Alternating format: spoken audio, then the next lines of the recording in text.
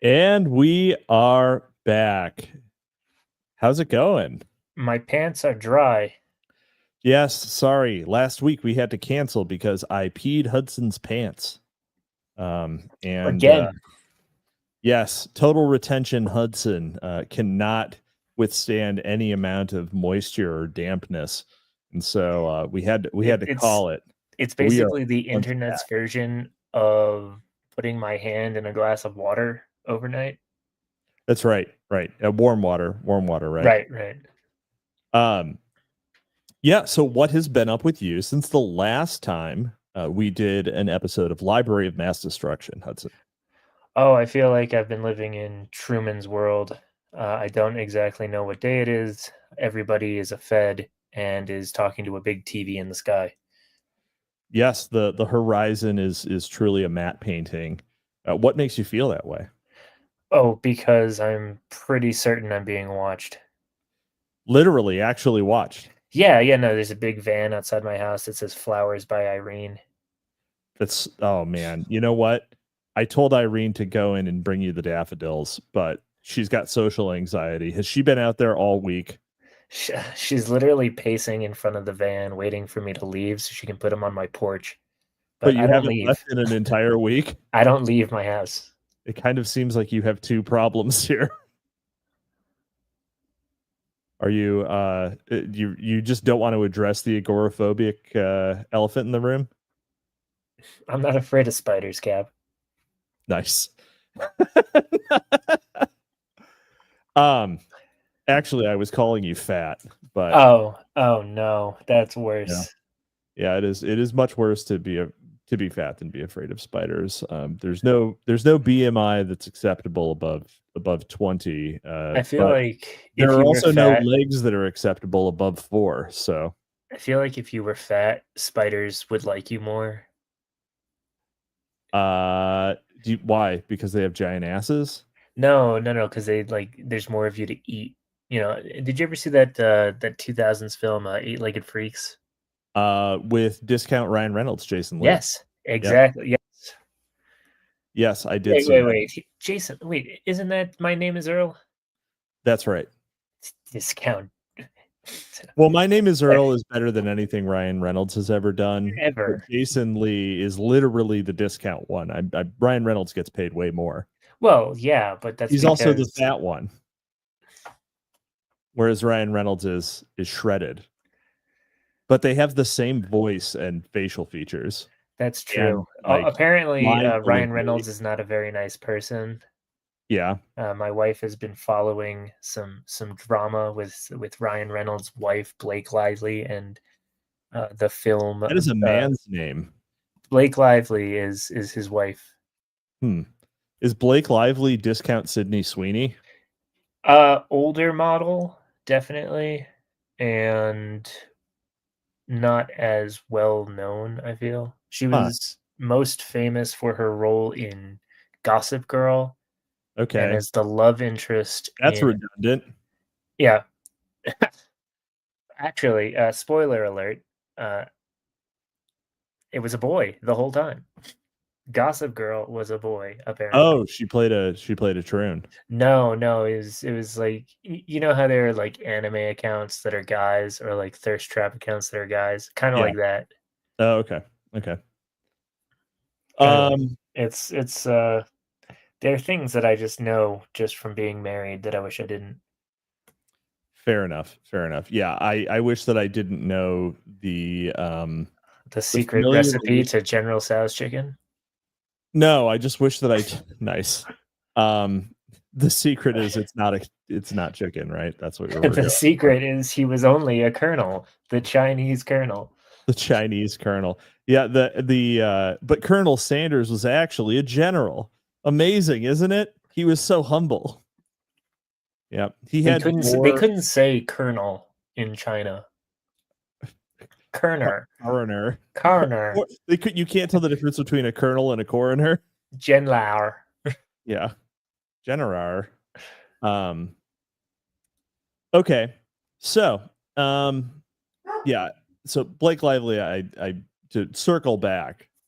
So he's been beating his wife. Ryan Reynolds has been beating his wife. Yes, we can confirm that there is a rumor that Ryan Reynolds beats his wife, and he also probably abused Scarlett Johansson, his ex-wife. The only one, the Ryan Reynolds confirmed only man with the courage to treat women as they ought to be treated. Yes, the Irish. The Irish hello. The Irish I love you. They call it. Yeah. Don't hit women, fellas. Yep. That's why we that's why we don't have intramural UFC. If Timothy McVeigh's father was Ryan Reynolds, that would have been a happy marriage, and he would have been not selected by Jolly on West to carry out various government tasks. That's true. Mickey wouldn't have been hanging her mooses all over the town. It would have just stayed in the McVeigh household, and Timmy would have stayed well adjusted and never gotten psyoped by Jolly on West. By the way, the unassuming gentleman in the thumbnail of today's episode is Jolly on West. I was expecting him to be fatter. He's just kind of he's like kind of a hoss, but not like with a name like Jolly, you think, oh, that's a really big fat guy. He's kind of got the Alex Jones physiognomy. Well, to be honest, old Alex. Well, old Alex, yeah. That's true. Ozempic Jones is. He did. He and the modern Alex Jones, for people who have not seen it, as of recording, which is March 6th, 2025, for our posterity. Alex Jones is convergently evolving into Joe Rogan. So it's becoming a little uncanny, and I want to see them address that. I've never seen them in the same room at the same time. It's possible that Alex Jones is not only Bill Hicks, but he will be Joe Rogan. It is possible. Why would a really funny comedian want to be a not funny comedian? God, that is true. But Joe Rogan was on news radio, which is very underrated. Actually, yeah, true. And he beat a guy up on Fear Factor. He did? Yeah. No, there was a guy who tried to push him on Fear Factor, and he hit him back. Nice. The one thing that you would see, I would never want to get in a fight with Joe Rogan. Yeah, no shit. He's got such a low center of gravity. He's just going to take your knees out. Also, he's been fighting for his entire life. He seems like he'd probably be high or slightly drunk at the time, so he would not be responsive to pain. And he also has way more money than either of us, so he could afford lawyers. That's just true. There's just a no-win angle here. So, all right.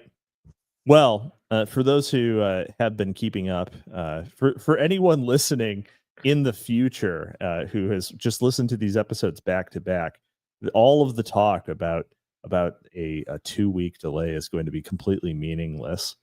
But for those who have not who have not recently listened to our I guess most recent episode, we're at the point where we are going over the events of the actual bombing, and then the bombing has occurred, and so we are going over the immediate aftermath of Timothy McVeigh's arrest.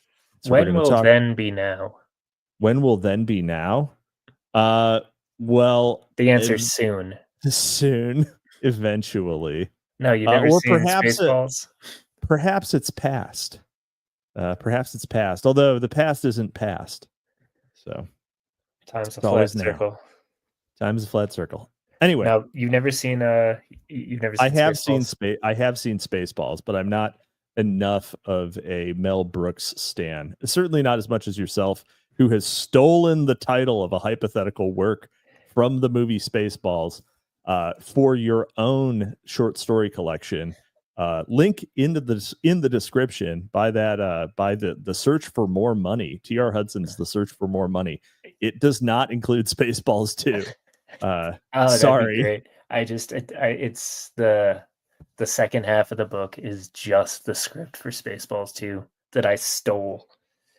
It would be great if you stole it from the from I don't know, probably 100-year-old Mel Brooks and his senescence.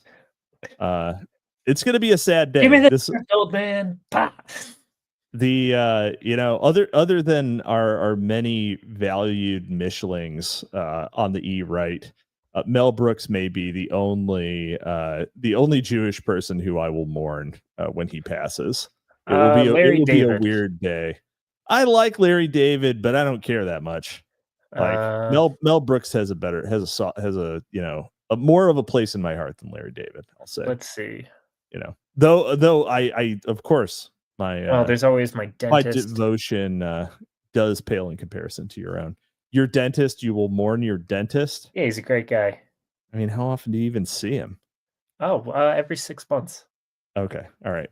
You don't just get the dental hygienist to ask you about your family, like, and you can tell her about, you know, through an open mouth. I've heard, and this is what I do every single time. That was really close to my Ray Romano impression. I gotta get you and Dimes on the same call and just have you both do Ray Romano impressions to each other. Not happening. I'm sure it'll happen eventually. I'll make it happen. All right. I try not to collaborate with Canadians. I tried to pronounce that with an asterisk over one of the A's, but it doesn't really come out. Canadien. Yeah. Anyhow. Hey, get the Quebec pizza. It's the Pop-Tart with the ketchup. Abby Shapiro's Khazar milkers are a thing to behold. Mournful.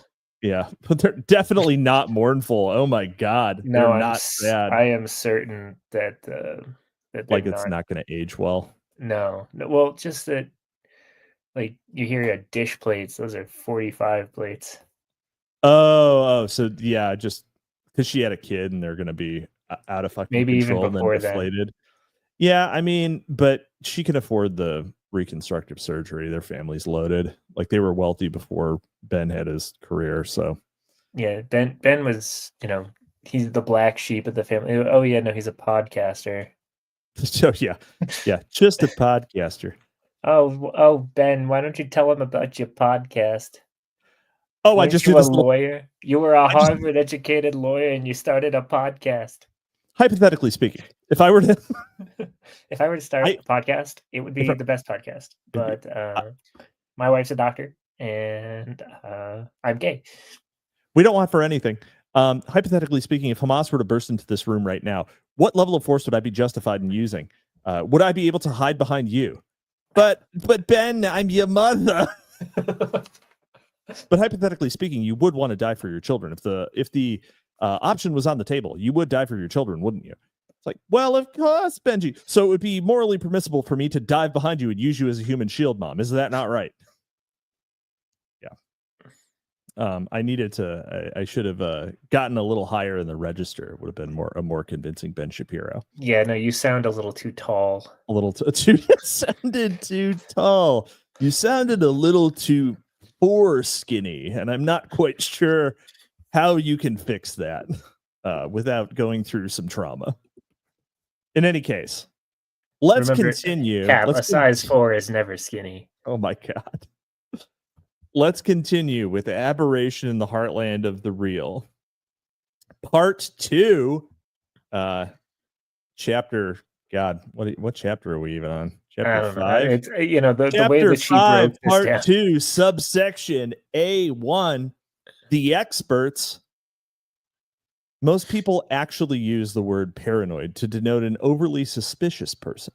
But the suspicious thinking of a paranoid is more than the normal mistrust and doubt implied by the word. It is suspicion in the literal meaning, to look below the surface for details.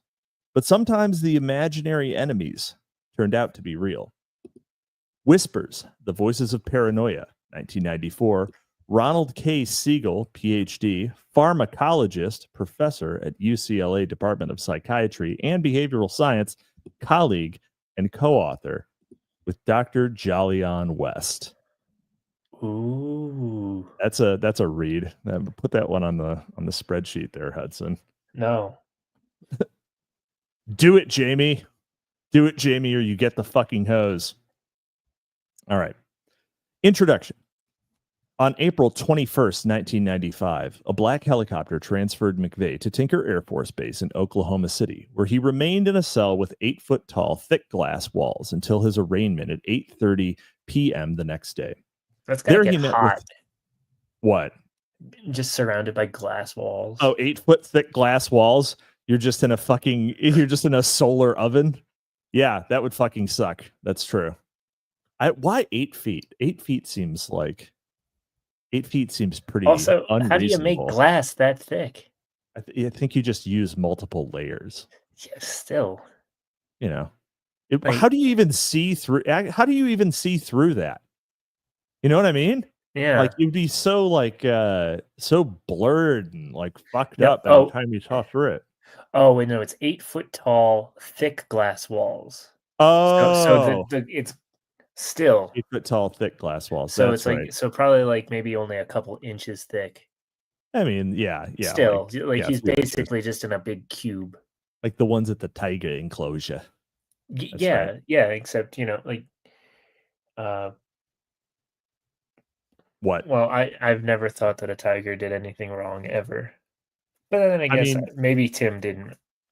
I mean, tigers, the vast majority of the people killed by tigers are Indians. So really the tigers are on our side, and we ought to be on the tiger's side.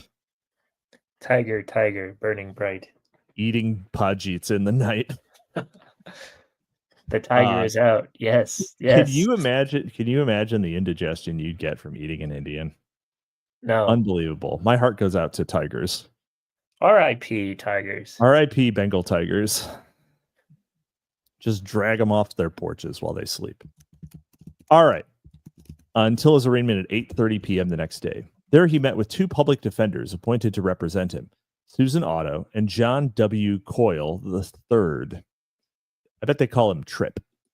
Herbeck and Michelle wrote that upon meeting Otto and Coyle, an unashamed McVeigh dropped a thunderbolt and for 30 minutes proceeded to confess his guilt to them, giving them as many details as he could about his action. According to his biographers, his secret confessions were part of his long-term strategy. While refusing to plead guilty to the charges against him, he was honest, brutally so, with the lawyers and investigators who were assigned to help him. Within days, though, Otto and Coyle asked the judge to remove them from the case, citing conflicts of interest. Still, they impressed him because they never betrayed him and kept their knowledge to themselves. My conflict of interest is that I am interested in staying alive. I somehow, man, Thingol and Gabe, neither of those things are going on the screen, but thank you for your comments. And if you're watching this replay on YouTube, enjoy that. Not reported and assumedly unknown to McVeigh biographers, who mainly relied on Tim's own account, was McVeigh's first and assumedly private guilty agent confession to them, a strange claim that they soon relayed to his replacement attorneys.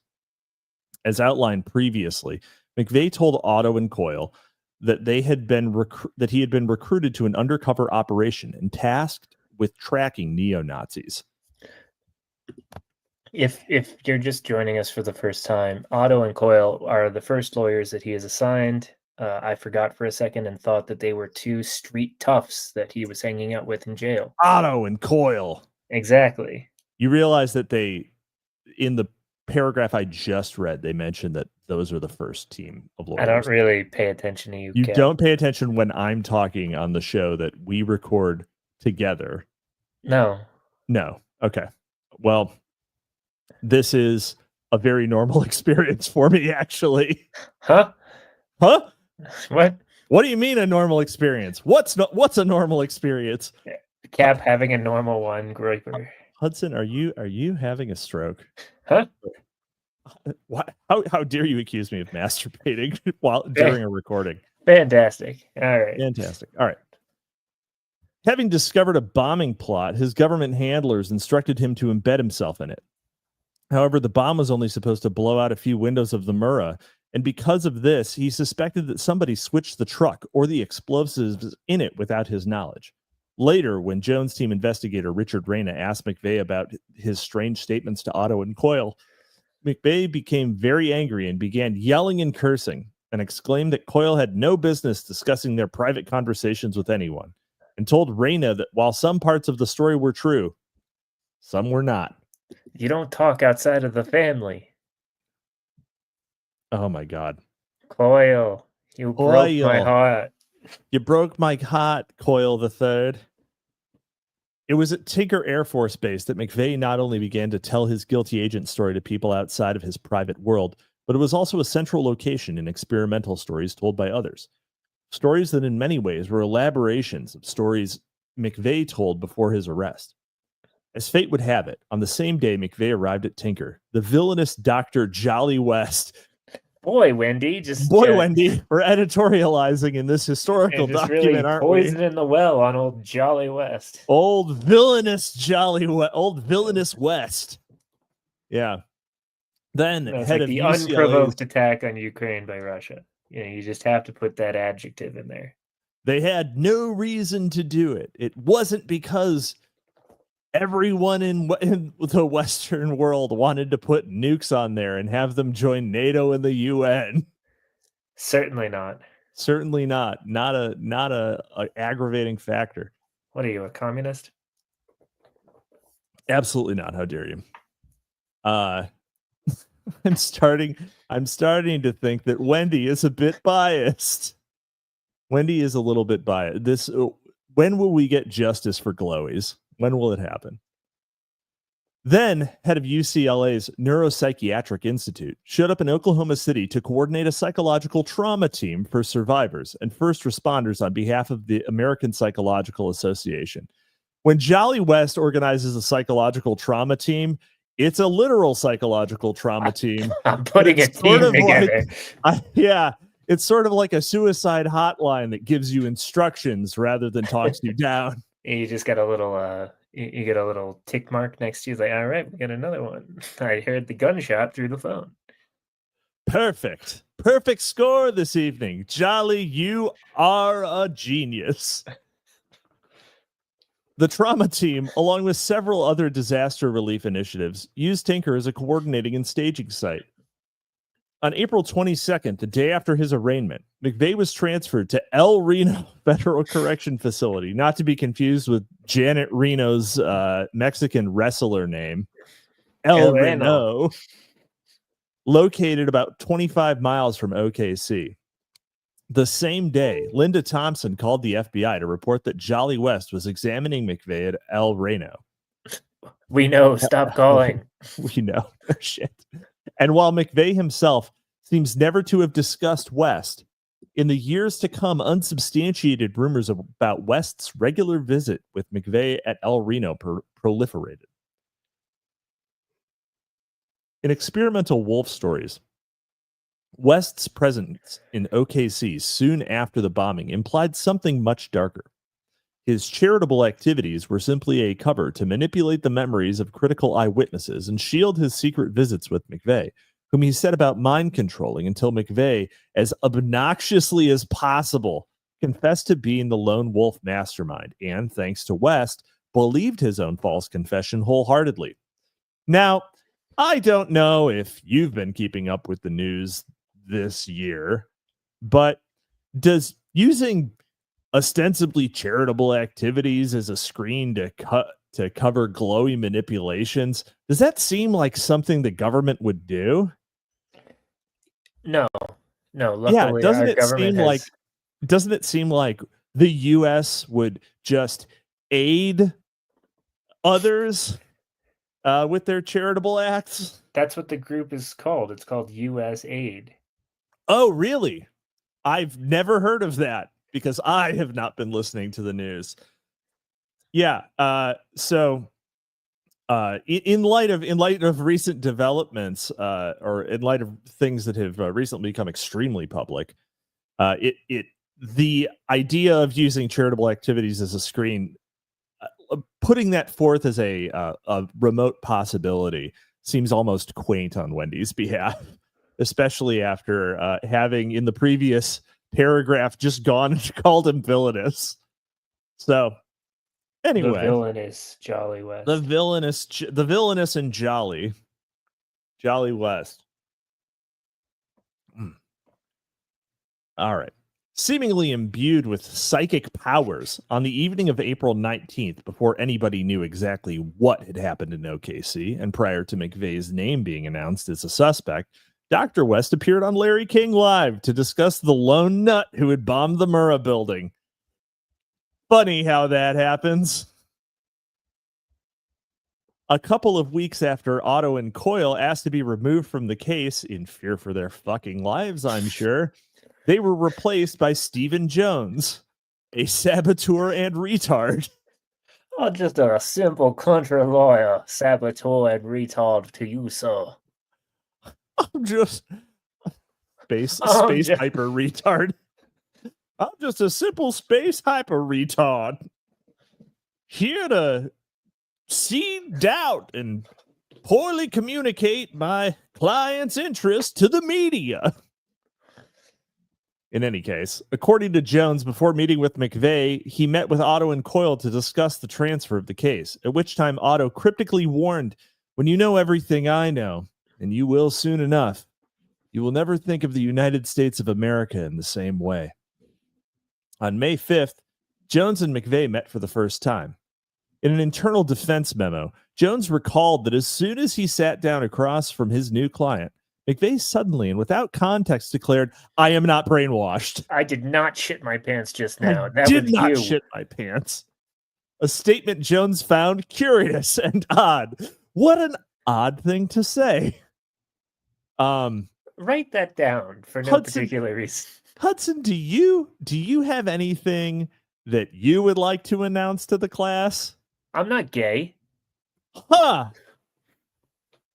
I don't believe that was prompted, Hudson. Are you trying to forestall some sort of suspicion that might arise later, or certainly not? You just like saying that now and again. I've got the Tourette's. I've got the man. I would love to have some turrets. You know, just like a couple twin linked mod deuces, like the ones they had on the tower in Starship Troopers. Watch that again last night. Oh, that was such a good. Good. Yeah. Really, it didn't make sense. What didn't make sense? Why were the Mormons there at all when they were warned not to go there? Well, they were Mormon extremists, obviously. Right. Yeah. They were warned. They were going to try to convert the bugs. Really? Oh my god! They needed to check. Well, look. If you're a Mormon and you're a Mormon extremist, then you've probably figured out the. You've probably figured out the whole lineage of everyone on Earth. Imagine, point, right? Imagine you're a Mormon. So if you want to do like the ancestry.com, like if you it's 100 years in the future and you're completely done with the human family trees, you got to go to other planets. You got to find other species. You got to do the family tree of the bugs. Well, they probably have like 1,000 offspring every single time the bugs mate. So can you imagine how much work? That's infinite work for ancestry.com. That's market growth. That you got to go. If you're a Mormon extremist, you got to go. So besides the magic underwear, I know that Mormons, when they die, they think they're going to get a planet all to themselves. So imagine you're a Mormon and the planet you get is a bug planet. Is Klendathu. Yeah, you get planet P or Klendathu, yeah. I'm pretty sure that the way that it's supposed to work is that they get to be creators. They get to be like sub-creators. Why the hell did you create this? It's a little bit like, oh, you were a very faithful Mormon. Here you go. You get to be the demiurge, right? Like that's the reward. Become Yaldabaoth. It's a little weird. Personally, I don't know. I find that strange. Why did you make these bug things? I don't know. I thought it'd be neat. I like bugs. I don't know. I really liked Starship Troopers when I was alive. So you just made a whole planet for you to kill? Well, nostalgia. That's what's gonna happen when the millennial Mormons start dying off and they're just manlit and they're just like man children and they make the Marvel Cinematic Universe planet. Oh God. Well, yeah. Sorry, Mormon. Honestly, I feel for the other Mormons. Well, For sure. I mean, what? So Brandon Sanderson's planet is going to be pretty sloppy. Oh my God, but it's gonna be huge because he's very diligent. He's very diligent. A really big planet.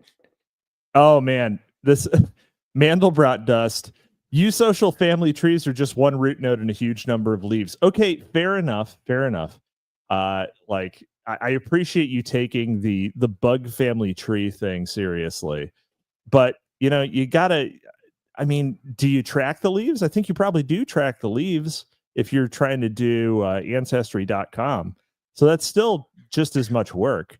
And well, so Mormons Lord only also knows have their own when they have version of mating flights. ancestry.com. What? Mormons have their own version of ancestry.com, and it's actually like kept in a mountain. The DNA or whatever of ancestry.com is run by the Church of Jesus Christ of Latter-day Saints. What? I did not know that. It is literally the Mormons. Oh, not every single time. But well, not every single time, but like more often 9 times, 1 time out of 10. Yep, it's the Mormons. Yeah, Mormons do. There are many Mormons, Bennett's Phylactery, etc., who do very good work. Who kind of offset the Brandon Sandersons of the world. Yeah, no, I'm a big fan of several Mormons. Several Mormons I endorse. There's a documentary on Peacock called "The Secret Lives of Mormon Wives," and it's all about swinging. It's all about swinging. Yeah, well, you don't need to convert to Mormonism to do that. Let me tell you. I did once date a girl who was Mormon, and while we were dating, she converted to Reform Judaism, which was convenient for me. Why was that convenient for you? Well, because Reform Jews could do a lot more things than Mormons, if you know what I'm saying. Like your taxes? Well, I was not saying that, but I guess that's true. I guess that's true. She's a lawyer now, and I hear she's very successful. So good for her. I bet you know what happens next. He fixes the cable. Yeah, he fixes the cable. Yeah, that's right. Anyway, let's get back to the book. How the fuck did we get on Mormons? Oh, it was Tourette's. There we go. Starship Troopers. It happened because of a shitty pun. Great. Let's see. Very millennial coded episode. Yeah.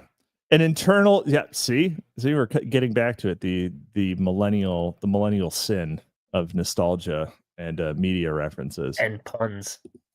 True. In an internal defense memo, Jones recalled. I'm just going to read this again because it's great. Recalled that as soon as he sat down across from his new client, McVeigh, suddenly and without context declared, "I'm not brainwashed," a statement Jones found curious and odd. The memo does not detail Jones's reaction or McVeigh's subsequent explanation. Well, then how the fuck do you know that he found it curious and odd? Or McVeigh's subsequent explanation, if any. But Jones did discuss other aspects of the meeting in his book. At some point during their 10-hour-long discussion, McVeigh calmly and dispassionately confessed his guilt. When he asked McVeigh about John Doe number 2, McVeigh denied any such person existed and insisted that he had acted alone. Immediately after the meeting, Jones held a press conference during which he informed reporters that he intended to bring out the truth of the bombing, which he compared to the assassination of JFK and MLK. And during which is kind of like woke more correct than the mainstream, if you know what I'm saying.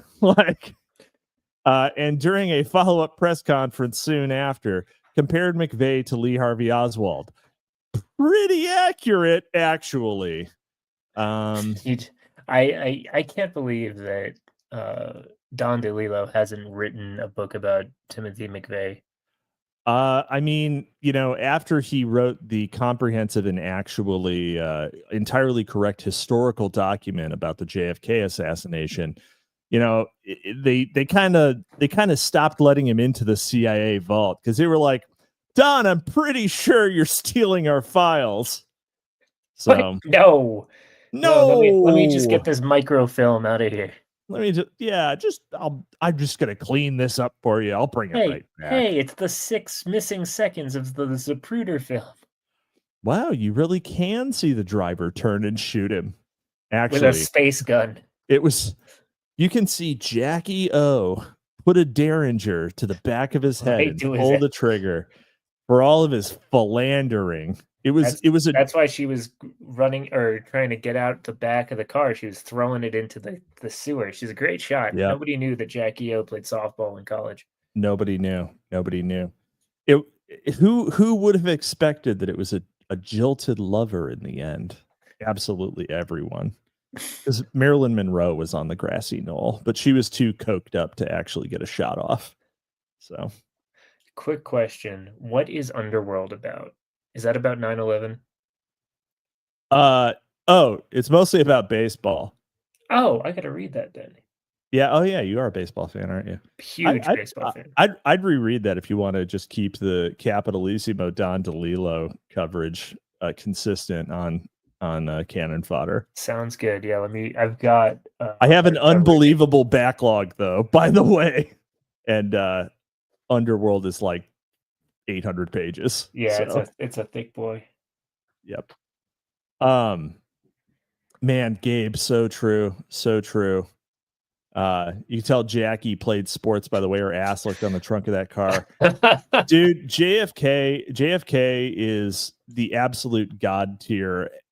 Like he was not like he was not like Bill Clinton, right? Like Bill Clinton, clearly very horny man, like all respect to his libido, but he did not have great taste. He was too horny. He was unbelievably horny. Kennedy, that fucking guy, he had standards. He had standards. He had taste. He had access. Philanderer, yes, but also, come on, look at him. Look at that smile. I mean, that smile. I am certain every Irish Catholic would be JFK if they looked halfway decent. Yeah. He was single-handedly trying to, I did not have relations with that woman. No, you got a little Australian in there. I did not have relations with that woman. Oh. She looks like a croc. Dark and twisted. She looks like a croc. Yeah, nah. All right. Being on Berliner. There we go. That's a little better. Yeah, Jackie. Her cousins live up in the Grey Gardens. Yeah. Anyway. He's a fan of the Sheilas. That's true. He's a fan of the Sheilas. Let's see here. News outlets reported that at both Tinker and El Reno, McVeigh was being kept in isolation under constant surveillance. After his transfer to El Reno on April 26th, it's, given that he was kept in isolation under constant surveillance, it's a miracle he didn't commit suicide. After his transfer to El Reno on April 22nd. I guess he just really wanted to live. He really wanted to live, to let everyone know there were no other Johns Doe. Well, the difference between, say, a Jeffrey Epstein and a Timothy McVeigh. Timothy McVeigh was an actual Special Forces soldier, and Jeffrey Epstein only played one at a Halloween party. That's true. But he did use special force on his. Never mind. Too gross. So imagine they send like an assassin to kill Timothy McVeigh. It's like, all right, we're going to turn the cameras back on, and we should see one dead. Oh my God, they're all dead. He just killed them all. He kills the ninja squad. He kills the ninja. Blew them up. Who gave him fertilizer to blow up the ninjas? Who gave him a Bradley fighting vehicle? He asked for it for his last supper, his last meal. I would like a Bradley fighting vehicle. How much fertilizer can one human body consume? How much fertilizer can I eat? He keistered a bunch of fertilizer. He just kept making he just had all of these barrels of ammonium nitrate he brought in, and they didn't have room in the storage unit, so they let him keep them in his cell. Well, I mean, he was so lonely. So lonely. It was his emotional support barrels of Fertilizer. ammonium nitrate. Well, I mean, listen, I know that what's that? Not Survivor. What's the fucking Tom Hanks movie? Big. Castaway. No, I know Castaway hasn't come out yet, but we imagine that it was his version of Wilson. Wilson, he just had a smiley face drawn on an enormous pile John of Doe number 2. John I'm Doe sorry. number 2, I'm sorry. Oh. News outlets were yeah. Confined to a 9 by 5 foot isolation cell with guards standing outside at all times. Oh my God. Well, a 9 by 5 foot isolation cell. He was kept in 2 dimensions. No one's getting Well, no, we already know it's 8 feet tall. Well, this is a different one. Oh. It was after his transfer to El Reno, which I said at the beginning of the sentence. You really don't pay attention. That's 45 square feet. That's about the size of my office. Perhaps you are the Timothy McVeigh who is held in El Reno. Oh man, that dude, we made if along the way. If I wake up from like a Jolly on West stupor and I turn out to be Timothy McVeigh, I'm gonna be so pissed. Yeah, because he made you spend your entire time being T.R. Hudson. Oh. Isolation cell with guards standing outside at all times, and federal authorities in D.C. monitoring him 24 hours a day through live feed CCTV cameras. Just beating it all the time, just watching him.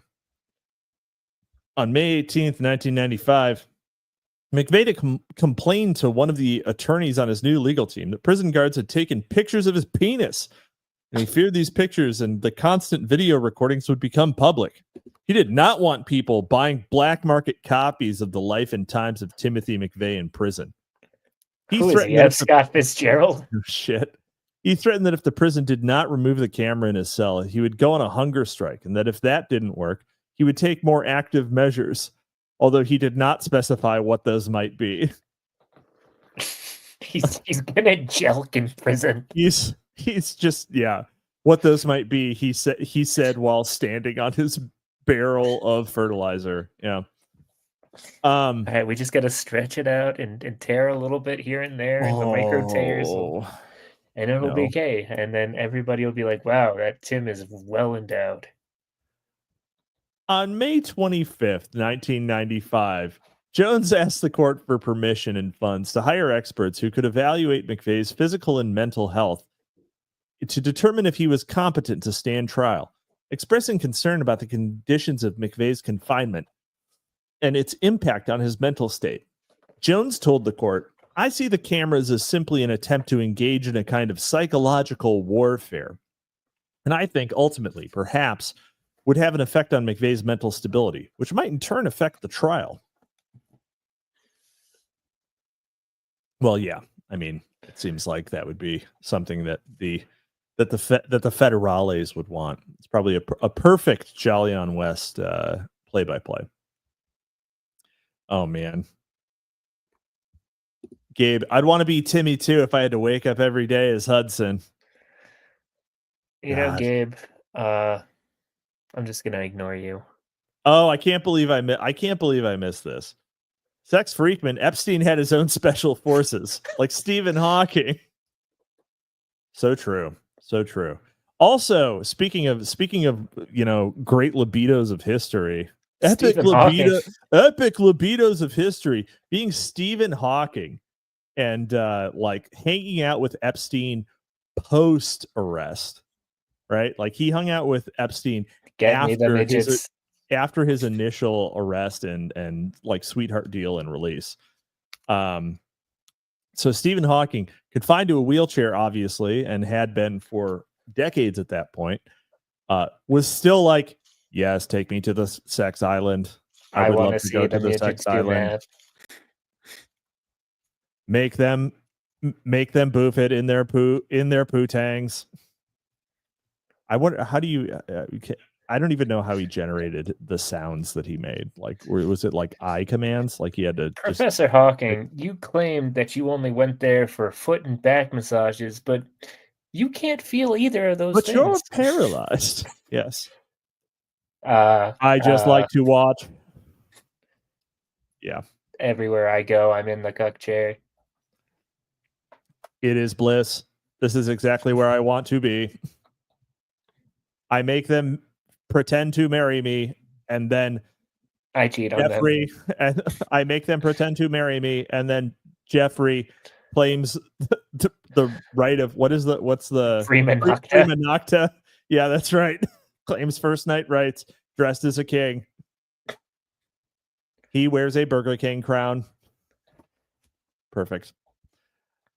Yes. He uses the TTS to sext IRL instead of doing anything. That's right.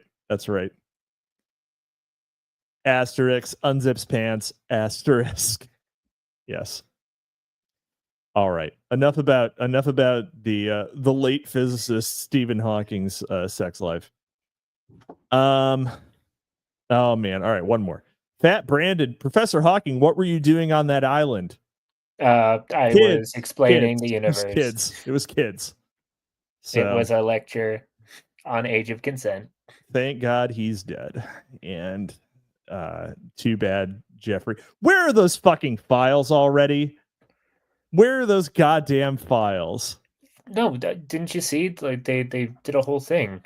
They put out a bunch of stupid fucking gay media stunt where they just re-released all the stuff that was already out there. Where the fuck's the rest? No, stop. Just put it out there. Don't redact that's literally anything. Everything. We know everything. They said they needed to redact some national security information. Like fucking what? Why would there be national security information in Jewish pedophile island? Okay, that's why. That's why.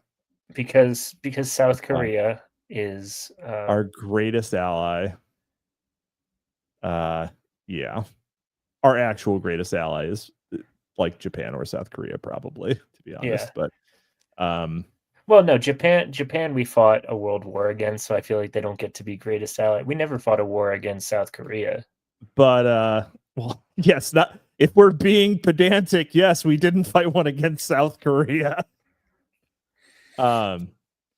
But yes, you know, my avatar, the or face, as Japan calls it, North Japan. The mask that they call it West Japan, sir. Oh. The mask that I wear, the face of General Douglas MacArthur, psyop Japan, so much better than Jolyon West could ever psyop anyone. Well, you know, if Jolyon West had access to nuclear weapons, I'm certain that he would have gotten the job done. That's probably true. He really could have done some work. Honestly, kind of a genius. And his story will probably really never be told. But oh, you needed a nuke? All I needed was 5 minutes alone with him. That's right. You know, that's right. What the hell is anime? What the fuck is anime? All right. Let's see. After the court approved Jones's request, he set about recruiting a team. I'm putting together a team of mental health experts, all with interesting areas of expertise. Among them was Dr. John R. Smith, an Oklahoma City psychiatrist and retired Air Force captain who specialized in aggression, violence, and hypnosis and the mental and physical effects of combat for Vietnam veterans. Smith also acted as, among other things, consultant for the University of Oklahoma's Department of Psychiatry and Behavioral Services, the Veterans Affairs Administration Hospital in OKC, the security services in Pakistan, and later a contractor treating active duty members of the U.S. military at various installations, including later Guantanamo prison camp. This guy does not seem like he glows at all. I don't know. Hudson, do you see any red flags here? So maybe it's not hypnosis. Maybe it's just really cool gnosis. I mean, that would make it hip, right? Square gnosis would be like the opposite, right? Right. Yeah. I mean, I suppose that there might be some subtle difference between hypnosis and really cool gnosis. Yeah. Would you say there's a difference between hypnosis and hypnosis? I would certainly hope so. I feel like hypnosis is something you catch when you have relations with the lady of the night. I think you're thinking of hepatitis. Hypnosis, I think, is a type of gnosis that is only experienced by beatniks. Yeah, beatniks. Damn, Anyway, beatniks. damn beatniks. Smith also acted. Never mind. Guantanamo. Anyway, Smith first met with McVeigh at El Reno Prison on June 6th, 1995. 2 days later, on June 8th, the court sealed the psychological records of both McVeigh and Nichols. On June 18th, Smith made recommendations resulting in somewhat less restrictive conditions, and the cameras in his cell were turned off for 4 hours each day, although guards were posted outside his cell at those times. So 4-hour goon sesh every day for McVeigh. That's staying power, to be honest. And he did it without having a friend's wife there. So McVeigh continued to express concern about the prison guards' observations of him that were noted in a logbook. After one incident during which he may or may not have been hearing voices that were or were not simply hallucinations, I like how Wendy is not saying that they were or were not. Like, they could have been voices in his head for real. Yes, they could have. There could have been actual demons. And we might get to that in a subsequent book. But McVeigh said the guards might have written that he was delusional and therefore available to future mental health experts retained by the defense. And therefore asked that his attorneys have the prison logbook sealed. He further asked that Smith's reports be available for future mental health experts retained by the defense, explaining to attorney Rob Nye that he wanted them to know he is not completely crazy prior to the time they come to visit. Smith granted many media interviews about his involvement in the case, and countless outlets reported that Smith spent over 20 hours with McVeigh before deeming him fit to stand trial. Smith, we are told, evaluated McVeigh with the sole objective of making such a determination, and in the end diagnosed him with depression and PTSD. As an adult, who among us? As an adult, said Smith, McVeigh dealt with his trauma the same way he did as a child. He created a superhero role for himself and fantasized all these monsters, which he fought. Still, the trucks. I'm truck man. Trucks. I'm Truckosaurus. Dude, did you ever see Truckosaurus? No, it's one of those things that I, was just. We're gonna do it. We're gonna go down the millennial nostalgia hole again. Anyways, if you haven't been to Monster Jam, I'm pretty sure Truckosaurus still exists. It's like a little. It looks like an armored personnel carrier or whatever. Transforms into a T-Rex that then can pick up a car and sort of light it on fire with a flamethrower. Yeah. Truckosaurus is the shit, and you usually get to see it with Gravedigger and whatever other monster trucks are there. And Tiny, which is a misnomer. A misnomer. It's actually really large. It's a very large truck. A very large truck. Yeah. I love monster trucks. I would totally go to one of those. The next time that comes around town, I'm gonna make a point of getting some tickets. My wife will absolutely not go with me, I'm sure. Yeah, because it's really loud. Trip to Truckosaurus. Yeah, boys trip to Truckosaurus. It's really loud, and also the like a lot of the times they're inside. And so but they're, giant trucks that burn diesel. So it all smells like exhaust in there. Like, it's you get a little high.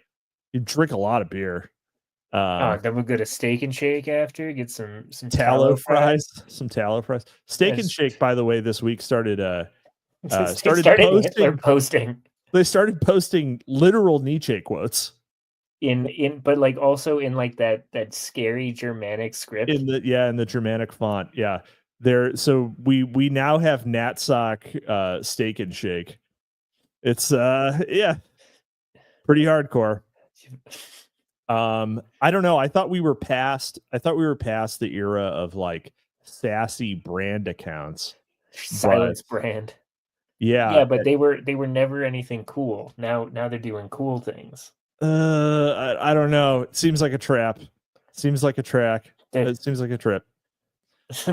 Oh my God. Imagine Yeah, being the social media manager. The fumes are a Yakubian filter to keep out the undesirables.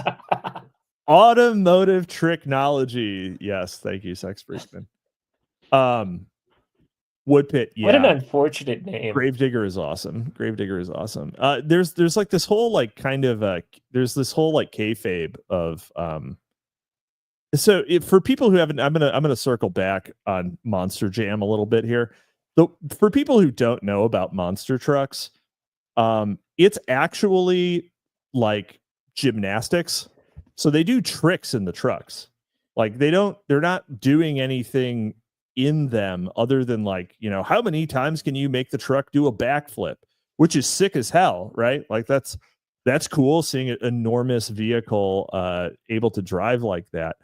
But it's not like you know, but they have to like, they try to like add a storyline to it, like the driver of this truck, you know, just had his first kid, you know, you like want him to win that time or whatever. So but yeah, but Gravedigger has been like the Hulk Hogan of monster trucks for 40 years. So it's the one that's always going to be there. I'm sure they have like 24 of them, right? You know, when you think about it, hockey has ice tricknology. I don't know what you mean by that. In order to keep out the undesirables. It's just called being cold in there, right? Yeah. Let's see here. I do have to, Mr. Freakman, I'm sorry that your name's so unfortunately. People are going to think you're some sort of sex freak. Yeah, that's his real name. Yes, that's what his no. Mr. Freakman is his father. Please call me Sex. Please call me Sex. Oh my God. All right. Let's see. Still, despite his active fantasy life, Smith said McVeigh was not delusional and competent to stand trial and had been had been fully aware of what he was doing when he bombed the Murrah. Smith's initial findings, submitted to the Jones team on June 18th, were a bit more complex than reported. Smith's diagnosis did include a long-term significant depressive illness and PTSD, but also paranoia, character and personality disorders, borderline personality disorder with obsessive features, and grandiose features, and perfectionist. McVeigh never mentioned this to his biographers. Yeah, never mentioned his BPD. How does it make you feel that McVeigh was diagnosed with BPD? How depressing is that? It makes me think that all those art hoes are making it up. It kind of hurts my soul that McVeigh was maybe BPD. It's like, oh God, kind of cringe, bro. McVeigh's account of the reason Jones hired Smith in the first place is also slightly different. To his biographers, he said that Jones thought the details of his life and the bombings / plot, as he described it, sounded so surreal that Jones wanted to check if I was brainwashed. His idea, not mine. Definitely not brainwashed. I said so in the first meeting. You can check the tape. And determine if I was delusional or competent to stand trial. So that's why Dr. Smith came in. McVeigh explained how they met repeatedly throughout the 3-week period. Given time to explain all, Smith, being from OKC and having bombing victim clients himself, and I... Oh, okay. Kind of a conflict of interest, but all right. Yeah, and I actually formed a bond, and he told Jones I was fine. I don't fault Jones for not believing me at the get-go. It all sounds so surreal. I was seen repeatedly by 3 defense shrinks pre-trial. I got along great with 2. The third grew frustrated because his job was to formulate a possible mental defect mitigation, and he couldn't find any basis for such. I have the best brain. None of these 3 professionals, when everything was explained, found anything wrong with me. But he was a very stable genius. Oh God. There was nothing wrong with McVeigh. According to McVeigh, he hadn't been brainwashed and nobody put a microchip in him. Well, now he says that nobody put a microchip in him, right? Smith must not have cleared up the brainwashing issue to Jones's satisfaction, because internal defense memos revealed that even after his June 18 report, the possibility of some type of mind control remained an issue, however speculative. The defense team kept an ongoing shared to-do list that delegated various tasks to different members. As per a discussion between Rob Nye and McVeigh on June 18th, 10 days after Smith submitted his first report, the task of following up on information concerning microchips being implanted in military personnel or others, and a few months later, Army enlistees subjected to brainwashing and/or electronic mind control experiments, was added to the list. This is a very aspirational to-do list. I don't know, guys. I don't know if you're gonna blow the lid off this one that easily. In the majority of accounts, Smith's involvement with McVeigh ended after he found him fit to stand trial that June. For instance, attorney Randall Coyne said, "The good Dr. John Smith was the mental health professional who met with and evaluated Tim. He was looking at him with a view towards competency and sanity. My sense was that Smith's interviews with McVeigh were not helpful to the defense. Therefore, Smith's participation in the defense was curtailed. We didn't call him as a witness. We didn't offer a mental health defense. To my knowledge, he wasn't treating Tim. In reality, the extent of Smith and the other mental health experts' involvement in the case, as well as their findings, are much more telling than McVeigh let on, or than some of the other attorneys on the team, even those closest to him, may have known." According to court affidavits and internal defense memos, Smith met with McVeigh not just for 3 weeks, as McVeigh claimed, but intermittently until at least the time of his trial. Their meetings extended beyond competency evaluations in June 1995, when attorney Rob Nye informed the team that McVeigh said he concurred with our decision not to have Smith continue to see him. But apparently there is one issue bothering Tim that he wants to speak to Dr. Smith about. McVeigh asked that Smith come back to see him just one more time, and Smith agreed under the condition that Jones and attorney Dick Burr understood he did so only based on McVeigh's request. I'm not sure why Smith would stress that, or what the alternative implications of these visits could be. Although Smith is the most often mentioned mental health expert to have been involved with McVeigh, and despite McVeigh's claim that only 2 or 3 shrinks saw him, Jones briefly noted in his book that Dr. Smith was only one of several psychiatrists to see McVeigh. Among those who saw him on a regular basis were clinical and forensic psychiatrist Lee Norton, PhD, forensic psychologist Dr. Seymour Halleck, and clinical psychologist, neuropsychologist, psychotherapist, and hypnotist, so many fucking hypnotists, H. Anthony Simone, PhD. I'm going to guess that the H stands for hypnotist. Or is it Hudson? Hudson Anthony Simone. Yep. Spumone. It's actually semen. Semen. It's pronounced semen. Dude, sex freakman Dick Burr. Now that's an unfortunate name. My man's a weird duck. Dick Burr's a great name. He's been around. He's been around for a while. Long time listeners will recognize Dick Burr. Coldest cock in the West.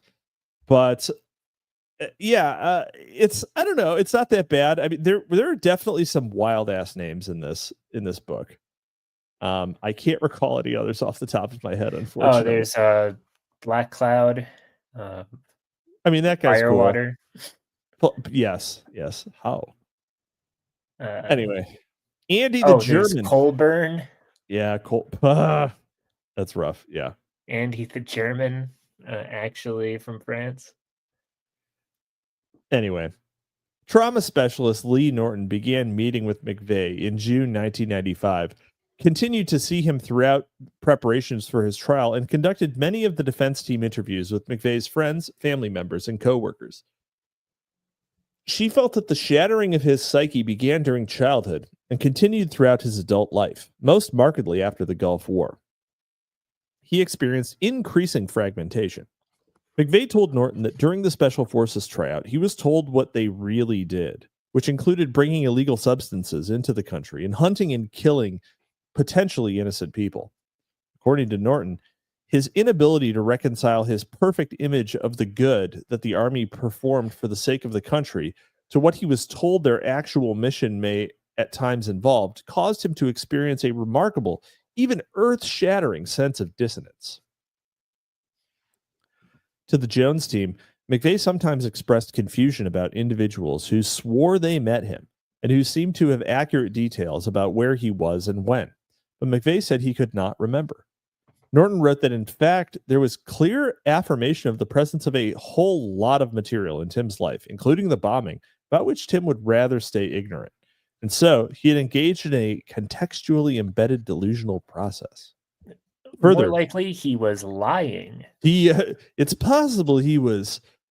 You think someone would do that? Just bomb a federal building and then tell lies? Yes.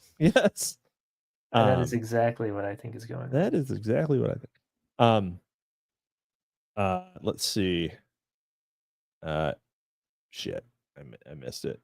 Contextually embedded delusional process. Further, he displayed symptoms of an externalized psychosis, a paranoid delusion that is acted upon. In clinical terms, a delusion is a firmly held false belief and incorrect inference about external reality that is considered pathological when, despite what most other people within one's culture or subculture believe, and when presented with proof to the contrary, the person defends and vigorously maintains it. Unlike other delusions, contextually embedded delusions do not necessarily depend on whether a particular belief is true, false, possible, probable, or plausible, but rather the process by which one arrives at the belief, the manner one communicates and enacts it, and the extent to which the belief negatively impacts a believer or other people.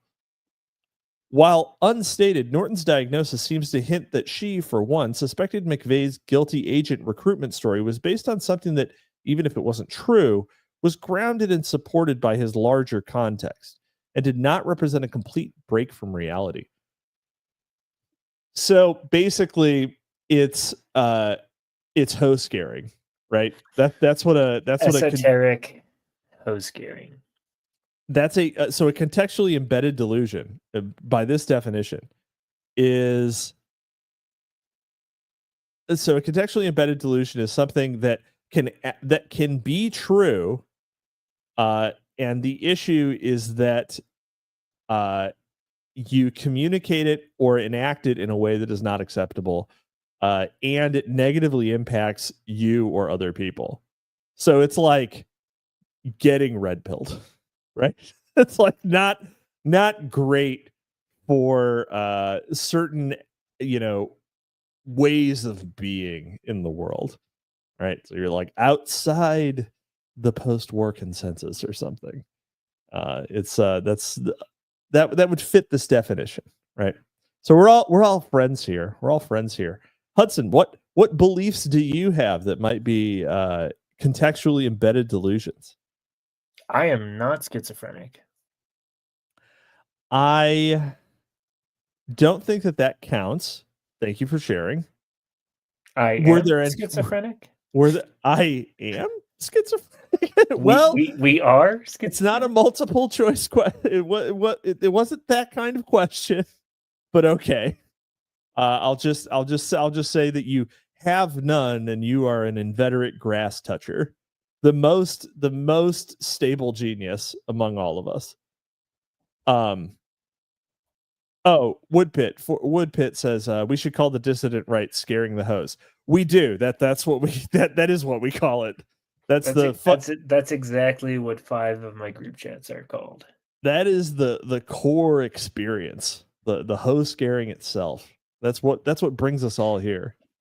the Ouroboros. the e-girl scaring herself. Zach Sprickman, I think it was actually 15 million. That is a great contextually embedded delusion. That's an excellent one. Also, believing Epstein that killed himself. Your contextually embedded delusion is that you think Epstein committed suicide. Yes, and I won't be shown any evidence to the contrary. He was a very sick man. He was going to go to jail for a long time, so he took the easy way out.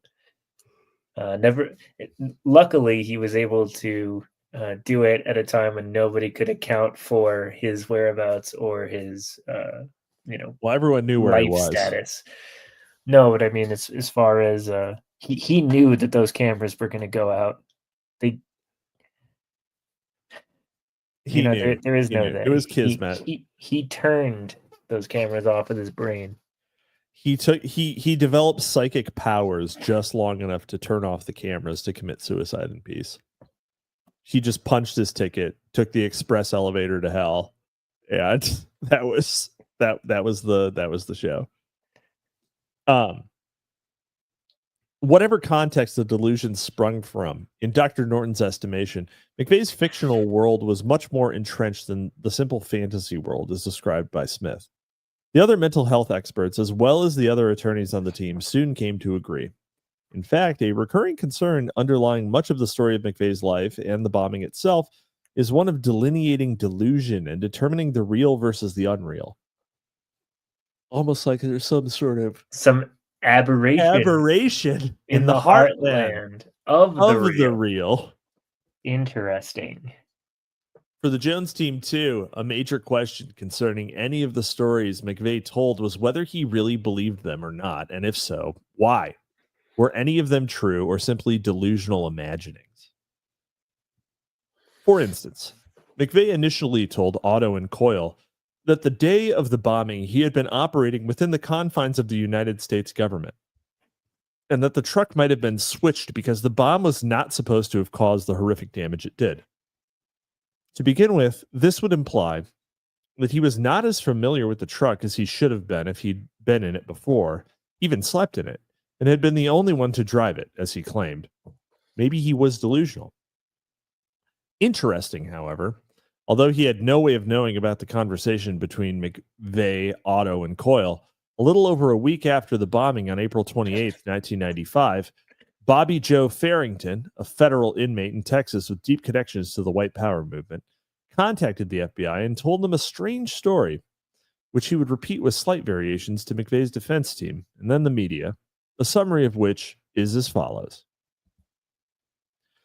Farrington was introduced to a mercenary named Sergeant Mack, but who was in reality Timothy McVeigh. Farrington implicated a number of people whom he said ordered, sanctioned, and provided material support for the bombing. Most were connected to Aryan nations, the National Alliance, and militia of Montana. Sergeant Mack, he said, turned out to be a real idiot who disobeyed orders and blew up the wrong place. He was actually supposed to blow up the courthouse. He was also supposed to detonate the bomb at night, but took it upon himself to change the timing. While later media reports detailing his claims are very different from the accounts he initially gave the FBI and Jones team, Farrington passed a polygraph issued by the FBI. Maybe he was delusional. A year after the bombing, the Jones team had tallied up numerous credible sightings of McVeigh with other individuals during the 24 hours prior to the bombing, when he was supposed to be alone in the Ryder.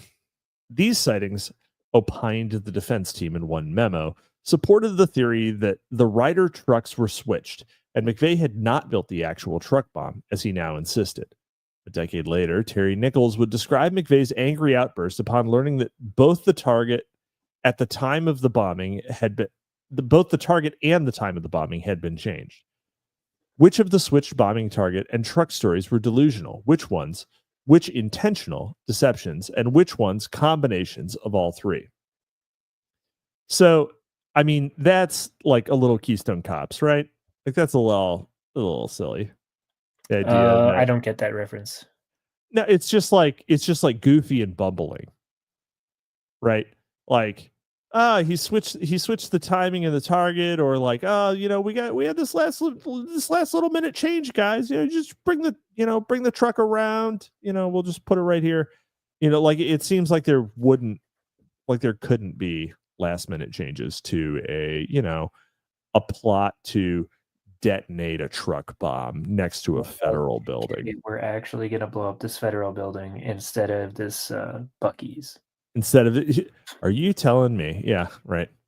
Yeah, I thought we were working for a Phillips 66. Thought we were working for the Come and Go conglomerate. I think they changed. Yeah, they did, the fucking cowards. Now they're just Circle K everywhere. Should have kept. I mean, honestly, they kept Come and Go fucking long enough. Like it's not at least 40 years. I mean, it was Come and Go. Yeah, it was Come and Go. Like the whole, like someone just told them now. Like they just realized. Guys, you're not gonna believe this. You are not. That thing we've been for 40 years. Well, it turns out it means jizz. People have been making fun of us for just that amount of time. Wait, do you mean that our business, the name that we're so proud of, it means baby batter, man goo, dick milk, dick burr? Sorry. Yeah, all right, I think that's enough. Anyway, we're done. I'm done with euphemisms for semen.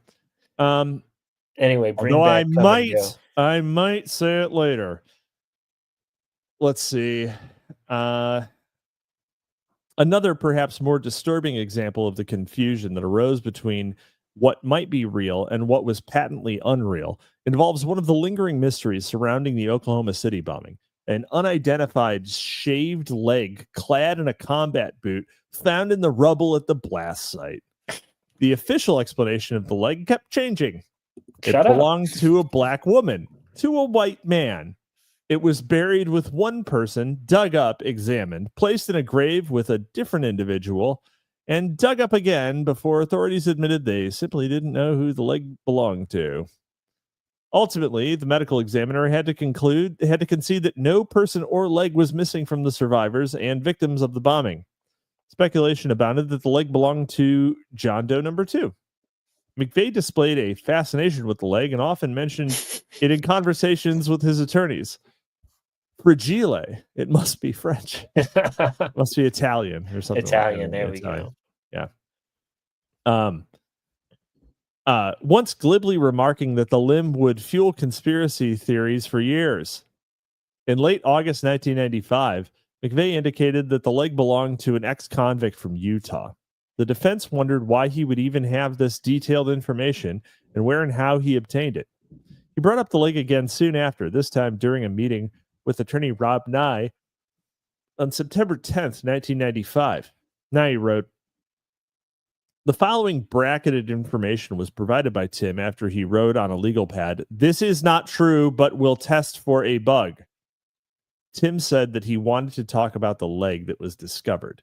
Tim said he was embarrassed, but that he picked up a prostitute in Junction City and had tried to kill her because she would be able to recognize him. He says that he stuffed her body in a barrel ahead of time. He said, "I can't figure out how the leg survived."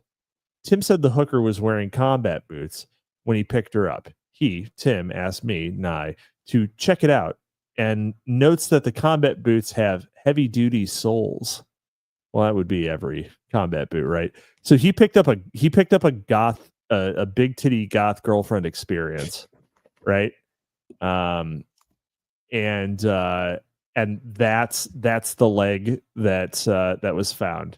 That's the best explanation we're gonna go with, because everybody knows that he had his underage girlfriend in Arizona who was also pregnant with his child. Yeah, that's true. That's true. Although in Arizona it's legal. What's the age of consent, guys? What's the age of consent? Oh my God. What is it? Rob Nye, the legal guy? Yes. Law is cool. Heavy duty souls. That's how the leg alone survived in scare quotes. Yeah, it's just that the souls of her Doc Martens absorbed the majority of the blast and just threw the leg to safety, but just the leg. So tragically, the rest didn't survive. If she had just been in a giant boot, she would have been fine. Anyway, back to reality. Oh, there goes gravity. Clearly, Nye thought that McVeigh was delusional. Jones team investigator Scott Anderson, in notes from his meeting with McVeigh the following day, reported a similar conversation. There were many comments made during my visit with Tim that left me very uneasy about either the mental condition of Tim or just the fact that some of the things he's saying is disturbing. He mentioned offhandedly about being honest with his defense team and pulled out a small sheet of paper.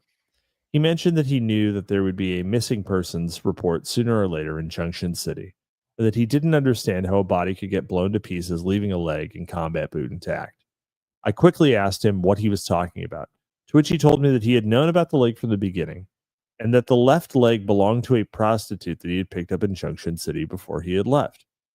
He took her down with him, and I gathered from other comments he made that he had killed her and put her in army dress. He then said that he placed her body in front of the cone of the bomb and left it to be disintegrated from the explosion. He was still holding his piece of paper, which he then slid to me across the table, which said to not believe a word he was saying, that all of it was made up, and that he was doing this to find out if the room was truly bugged. All of this was very disturbing, due to the fact that his confession stories with different twists and turns are getting more prevalent, and they are useless to us, but could possibly contain some truth, but may be written off because we believe that he is delusional. Yeah, all sympathy to to one of his defense team who just is trying to do a good job, right? Like, but McVeigh, fuck. Clearly, I mean, yes, he got psyoped. I mean, my personal belief is guilty agent, but he was, even if he wasn't, right, even if he was just clearly they scrambled his brains. Yeah, he was not being super helpful. So but that is a great like, just constantly telling a story and then giving someone a note that says, don't believe anything I just said, is an amazing way to just fuck with somebody, right? This is just beautiful. He probably learned that one from Jolly on West, right? That's probably a Jolly West play. Oh, of course. While McVeigh later claimed that the only thing he threw in the back of the rider was his Robert Kling ID card, the larger context of these disturbing conversations illustrate that while seemingly delusional, they were also plausible. Employees at an Albertsons store in Oklahoma City reported to the FBI on April 22nd, 1995, that the evening before the bombing on April 18th, McVeigh, or someone who looked very, very like him, and a man resembling the John Doe No. 2 sketch, came into the store. A couple of hours later, McVeigh came back in, this time with a prostitute. It's just like, okay. Other less credible witnesses also reported this to the FBI. An FBI report stated September 19th, 1995, about a week after McVeigh relayed his grisly story to members of the Jones team, details an equally bizarre story told by a man in Texas. Among his other claims, the man said that the leg found inside of the boot in front of the Federal Building belonged to a black female prostitute who was sitting in the front passenger seat of the Ryder truck, and the black female had been dead 2 or 3 days prior to the bombing.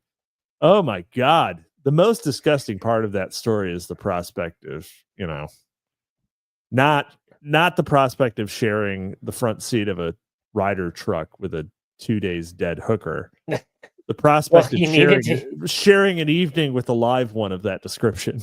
He needed to use the carpool lane. That was the point. Yes, makes sense.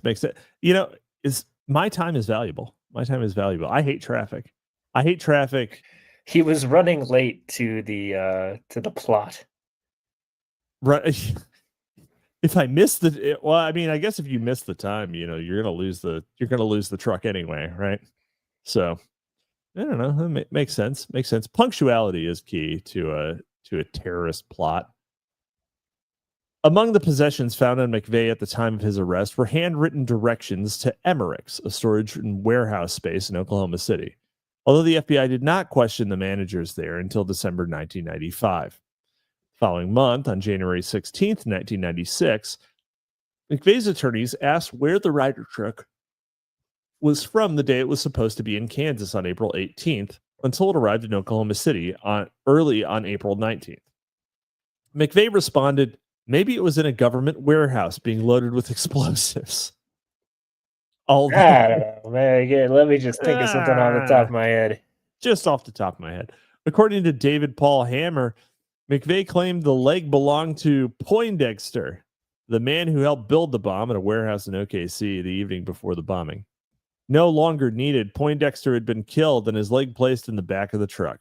Well, that doesn't make any sense either, because why would the leg be perfectly fine if the bomb took out the whole building?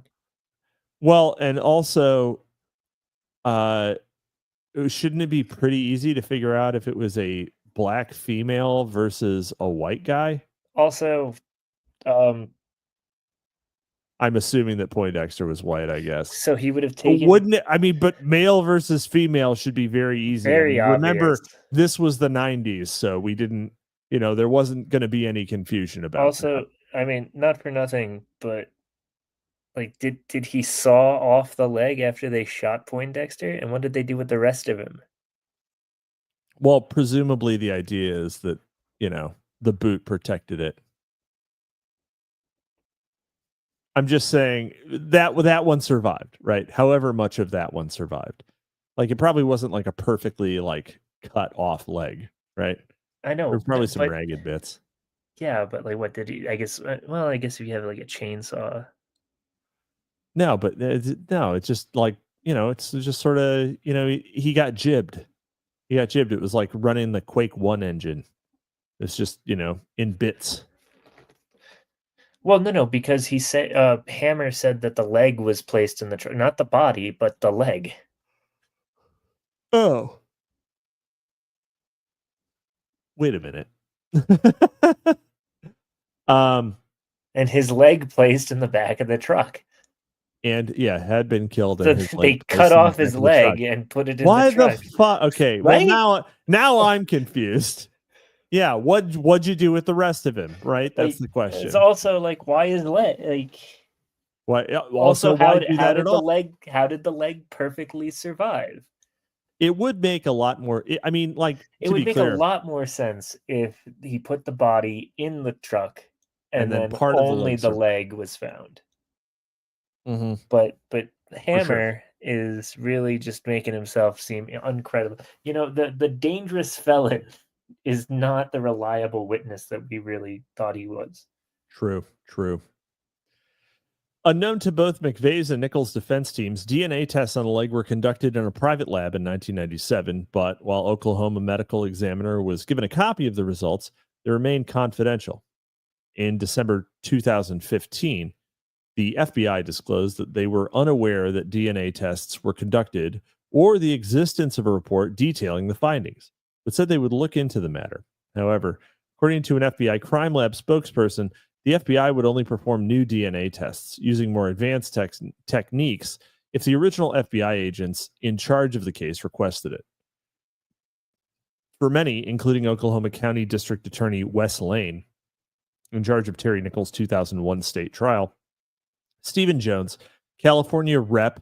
Dana Rohrabacher, who conducted his own investigation, and a host of others involved in the investigations and trials, the leg indicates the long-denied existence of John Doe number 2.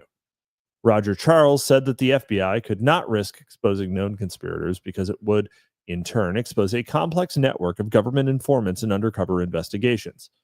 Former FBI agent Bob Ricks, a lead agent in the bombing case, told reporters that this was hogwash. He was very confident that McVeigh was alone in OKC on April 19th, 1995, and dismissed rumors about unidentified conspirators as conspiracy theories, perhaps a knee-jerk reaction. I see what you did there, Wendy. You card. Making leg jokes. Making leg jokes in this scenario, in this context. She's just keeping it light. The truth about the leg may never be known. Well, yeah, I mean, maybe true. But also, why would the fuck would we, obviously we have no reason to trust Bob Ricks. In fact, we have a lot of reasons not to trust Bob Ricks. So just inverse Bob Ricks is my call here. So Rob Bix? No, not like that. Not like that. The Many Faces of Tim McVeigh. Spying is attractive to loonies. Psychopaths, who are people who spend their lives making up stories, revel in the field. CIA contract researcher, Harvard psychiatrist Dr. Harry Murray. Explorations of Personality, 1938. No, is that the guy that brainwashed Uncle Ted? Nah. I don't know. I'm going to have to look that up. I'll jam it up real quick. Doublethink means the power of holding two contradictory beliefs in one's mind simultaneously and accepting both of them. George Orwell, 1984. If you want to keep a secret, you must also hide it from yourself. George Orwell, 1984. Literally 1984, guys.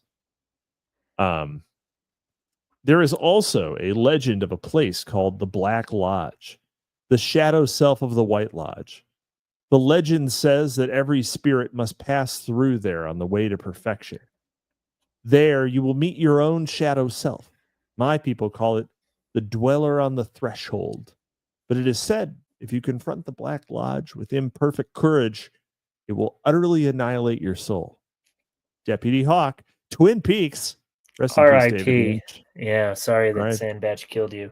Yes. By the way, it was Henry Murray that did the experiments on Ted Kaczynski. So brain's working all right. Good memory, Hudson. Good memory. You pay attention to that, but you can't pay attention to what I have most recently said. No, you see, I have like really bad short-term memory and terrific long-term, so I'll remember everything you said like tomorrow. Yeah, right. Not a lot of RAM. Man. Let's see. Sorry, hold on. I have to. Okay. I had a message I needed to answer immediately. Sorry. All right. McVeigh strongly resented suggestions that another person or people may have influenced and manipulated, directed, or even controlled him. Nevertheless, the overall opinion of the mental health experts was that it was unlikely McVeigh came up with the idea to bomb the Murrah Building and may not have even played a primary role, but was part of a larger conspiracy that went much deeper than McVeigh was willing to let on. For legal purposes, it didn't really matter because the government wanted to pin the bombing almost exclusively on him, and he insisted on taking complete responsibility for it. This wasn't surprising in a psychological sense, as they noted his strength is in carrying out orders. McVeigh appeared psychologically incapable of revealing who they are and what their role was. Yeah. But why? Although for legal reasons, it didn't matter why. In the attempt to understand him better, the mental health experts, other consultants, attorneys, and investigators considered several possibilities. A few of them of the experimental wolf variety, dubbed fringe leads, but based on actual but puzzling information about McVeigh and the bombing. Among the fringe possibilities considered, while in the military, McVeigh was exposed to considerable trauma, and who knows what else. That led, presumably, the experimental nerve agents, I would guess, on his brain, resulting in uncontrollable violent impulses. Let's see. Or others unknown had recruited him into an already existing plot, using any number of possible pretexts, after which they set about psychologically manipulating him, pushing him over the edge, and setting him up as a fall guy. Then, of course, there was the Manchurian State. Fall Guy. Never played it. It was big. It was big like 4 years ago or something, right? Yeah, no, it was a cool. What do you call it? Video game. Video game. I gave up video games for Lent, which, for those in the future, it is the second day of Lent, second day of Lent right now. Well, for you Catholics, I've been Lenting since Monday. Yes, for those of us of the true faith. Oh, it is you know what? We're doing some sectarian violence. How do you not get Fat Tuesday? Come the fuck on. You don't get Fat Tuesday. No, we have cheese fair. It fucking cheese fair. You have cheese fair. Yeah, right before Forgiveness Sunday. So it's cheese fair, and then you do Forgiveness Sunday. It was actually very beautiful, and we had meat fair the Sunday before. Oh my god, it's not even close, man. Come on. I don't want to hear with Mardi Gras. Come on. It's not a competition. I'm trying to get into heaven. It is a competition. It is a competition. I'm trying to get into heaven, and I'm trying to keep you out. I'm gonna get there first. Hey, St. Peter, you'll never know, but this Hudson guy, he's a real jerk. This Hudson guy is a real jerk. Yeah. And then he'll say, well, if you say so, I'm letting him in because you're going straight to hell because you killed yourself to get here. Damn it, I wanted to be first. Speaking of killing yourself to get to heaven, yeah. Marty Phillips wrote a short story basically like that. About Heaven's Gate? No. Oh, well, no. About the Cathars? No, and not about Hale Bopp either. What? No, the in Millennium, isn't there a guy stuck in the towers in 9/11? Oh yeah, that's true. And that's true. He's jumping to Falling Man, right? Yeah. Yeah, I mean it's but he probably gets into heaven, right? He probably gets into heaven. I thought a lot about that, and I think he does. Also, Meat Fair, not to be confused with Meat Night. Meat Night. Do not confuse it with Meat Night. That's right. Anyways, put babies in your women, gentlemen, and enjoy Meat Night. Let's see here. Let's see. Then, of course, there was the Manchurian Candidate scenario, the fringiest of them all, but one continuously explicated or alluded to in internal memos. Despite the sometimes vague allusions, more than one member of the Jones team has told me that the juiciest discussions were not memorialized in the memos or were only discussed using cryptic references as per Jones's instruction. What was memorialized is noteworthy. Dr. Seymour Halleck hinted in one memo that the possibility of a fringe scenario, noting that he had an eerie feeling that something bizarre had happened to McVeigh. Although of the specifics of his theory are only hinted at in references to previous conversations not found in the internal memos. Still, Halleck's eerie feeling is interesting for the fact that after bringing it up, he went on to clearly express his opinion that beyond McVeigh's traditional and contextually embedded delusions, his most remarkable feature was his suggestibility. He was, Halleck informed the attorneys, highly suggestible. Italics added. Which they told me that I did it, so I probably did it. Well, also, if you say so, I trust you, Dr. West. You're my psychiatrist. You wouldn't lead me wrong. Yeah, you took the hypocritical oath.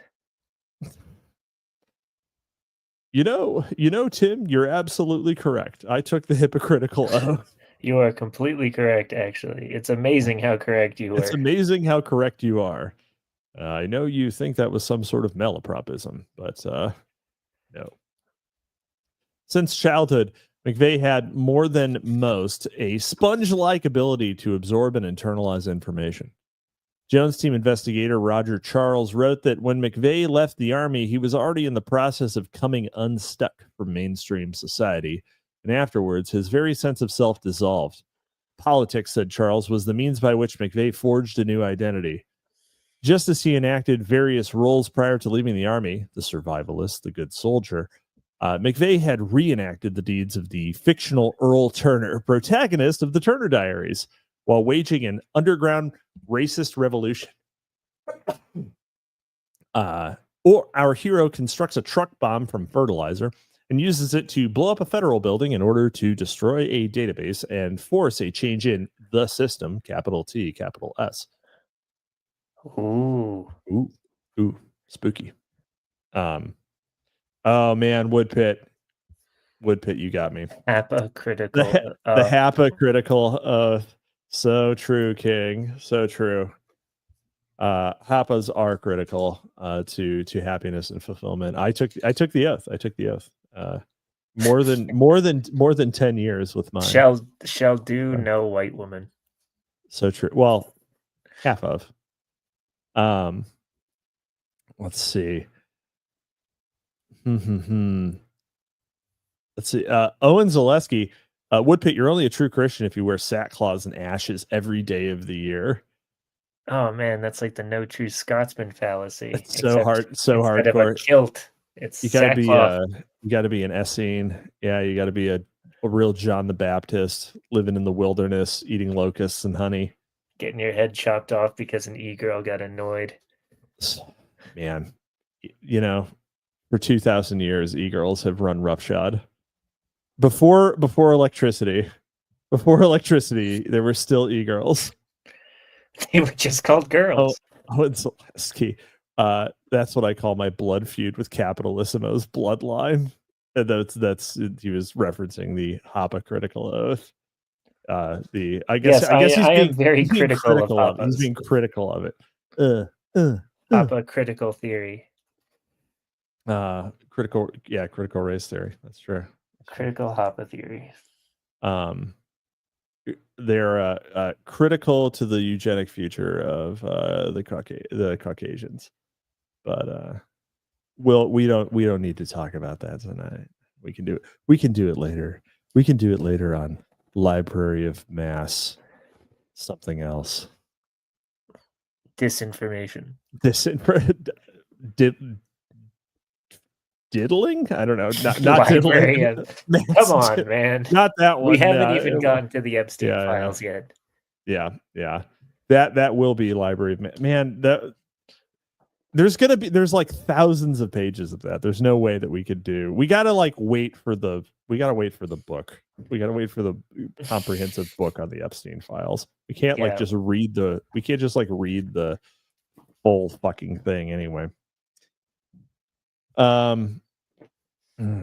Let's see here. Unreported were the early observations of his legal team that the primary hero role models Tim speaks of are Captain Kirk, Mr. Spock, and Captain Picard, all characters on Star Trek. And wondered, I wonder how much fertilizer could fit into this Enterprise. Well, do you mean the Enterprise 1 or the Enterprise D? Illogical, Captain. We could simply replicate. We could simply ask the computer. We could replicate a quantity to stun. Exactly, yeah. Photon torpedoes have significantly more energy by weight. Why would we need to use fertilizer? And wondered at his tendency to speak of characters in Star Trek as actual models of reality. Letters written to his biographers after his conviction also illustrates his sometimes bizarre, always obsessive musings about the show that continued until the time of his execution.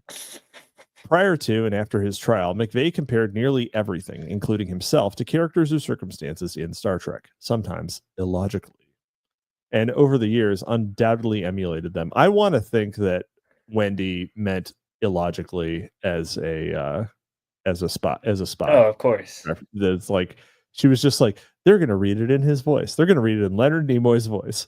It's going to be great. Unfortunately, I think Leonard Nimoy died before he could have gotten the chance to be the audiobook voice for this book. I don't know when he died. He died in when did he die, Jamie? I think he died in the odds. Yeah, he definitely died before 2015. Really? Yeah. Wow, that is way later than I thought. Yeah, well, no, because he was in a few of the Star Trek reboot films. Really? Yeah. Oh, yeah. No, he was in the 2009 Star Trek film as himself, as Spock, as himself. What do you want from me, man? I only know him as Spock. It's not like, he at least. Oh yeah, Woodpit got it exactly like 10 years ago. Yeah, you got it. Attaboy, Woodpit. Yeah. This is why Woodpit should be our Jamie. Yeah, I mean, if he wasn't on a 7-second delay, he would have been right on time. We could have saved you a lot of trouble. Leonard Nimoy, yeah, but like Leonard Nimoy did not really have the career that William Shatner did. Shatner had a few shows after Star Trek. Yeah. Some people only know Shatner as like T.J. Hooker or Denny Crane. Wait, really? T.J. Hooker? Yeah. Yeah, he was a cop. Yeah, but I mean, it's crazy to only know him as that. I'm not saying it's many people. Okay. Wow. You want to know what Leonard Nimoy's last credit is on IMDb? Is it Spock? He's a podcast. It was a podcast narration for something called Monster Monster, and before that it was Matza Monster.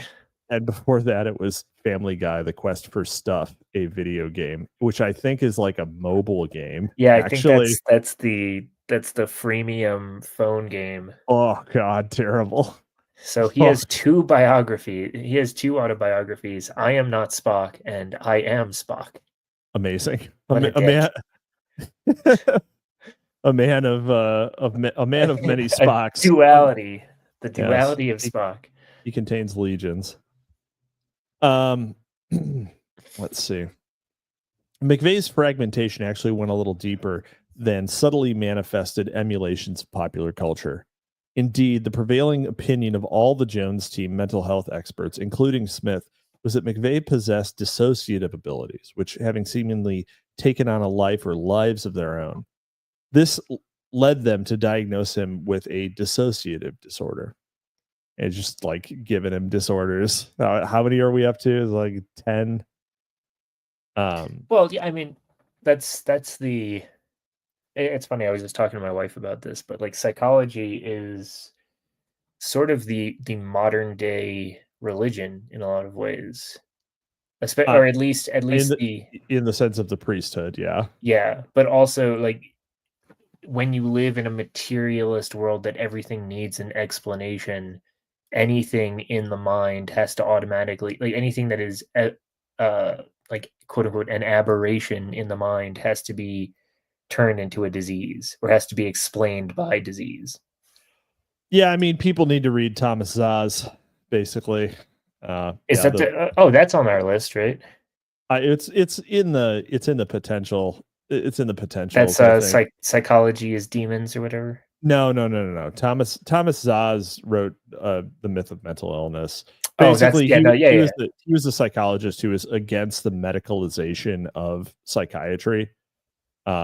He was against it primarily because, like, brief synopsis here, he was against it essentially because there was no like mechanism or pathology. Like, you couldn't find the cause of the disease, and there were not really cures. Like, it was a different kind of issue. And so medicalizing it would lead to issues where, like we have now, where people are just on fucking psychotropic drugs for years and years and years that, will maybe manage symptoms, maybe. But who the fuck knows? Because, you've been on them for decades. So I recently re-listened to the Coast to Coast AM interview with Malachi Martin. There were 7. I listened to the first one, and he believed, or at least 50% of the cases that he had come to, 50%, because he was an exorcist, right? Yeah. So 50% of the cases that he was consulted on were not psychological episodes, but demonic possession. Maybe it was 80%. It was like an absurdly high number. And the thing, like, it wasn't just like, you say you need an exorcist, so we're going to get you an exorcist right now. They had to be had to be treated by a psychologist or a psychiatrist before an exorcist could be brought in.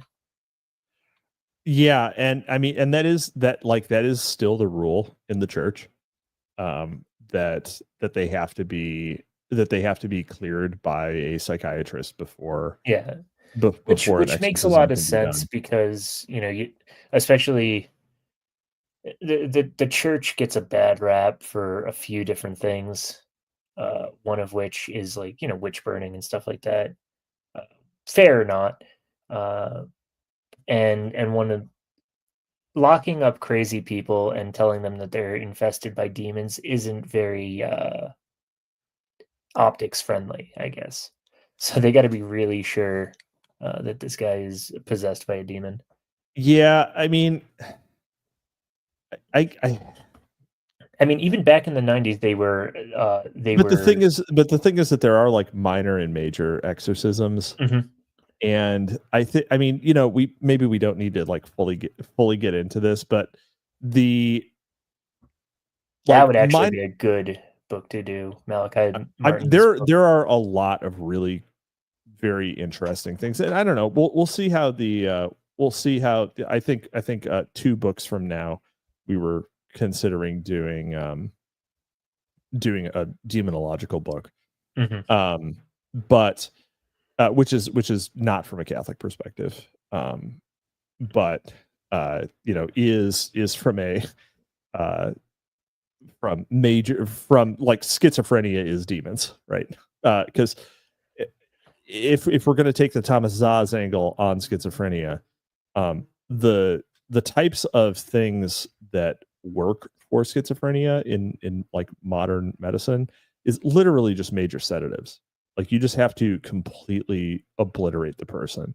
You have to cripple them with sedation, and that's the only treatment. That's it. Like you're hosed. So clearly the medical model does not work for schizophrenia. Like the treatment is not a treatment at all. And the author of the book we may be covering, alleges that certain exorcism methods and can treat clear people, and then they need to like learn mental strategies for not opening themselves up to subsequent like you need to be going to church. Yeah, but the weird thing is that this guy's not a priest, so it's like he doesn't do the exorcism. He calls for exorcists, but he's like an exorcism consultant, which is like anyway. We don't need to get into that right now. But let me see. What Sex Freakman writes a wall, so I'm just going to put it up and read it live. Sex Freakman, the problem is it takes a lot for me to trust anyone writing about demons, because if I was one and saw someone was trying to write about me, I definitely want to get in on that action and influence it. So true. Yeah. Like you just have to. Demons are not as strong as God, and so you shouldn't like be cavalier about demons or demonology, but if you believe in the Lord and you ask for the intercession of the saints and you ask for the protection of Christ, then you should be generally fine unless you severely fuck something up. You basically have to let them in. You have to that's one of the things. Ask for it. But people ask for it all the time. People get desperate. People get desperate all the time, and like we are constantly beset on all sides by malign influences, either directly demonic and otherwise. So that's one of the things that Martin talks about. Father Martin, rest in peace. But he talks about how one, there's possession versus obsession, and then you have to consciously make the choice to make that deal with the devil or with whatever demon you're in talks with, I guess. So you're never, what do you call it? You're never ignorant to the fact that you're possessed, right? Or that you've sold your soul, but you can be obsessed by demons. I don't And actually. I don't. I'm not sure. I'm not sure that jives with my that. I'm not sure that jives with my understanding, and it may be. I mean, far be it for me to hey, man, I'm talking. It's disagree the with someone who Catholic took holy exorcist. orders. Yeah, no, I know, but it may be the description. But and again, there's minor and major, so and those things matter too. But Well, I think minor and major is the difference between like obsession and possession. well, it's also not. It's also considered to be for someone like me, this is a major hazard. So I'm just gonna you shouldn't like a person who is overly interested can develop obsession or an unhealthy interest or an assumption of the strength of these entities, that all of which can be like a crack in a chink in the armor for them to weasel their way in. Interesting So analogy, Cap.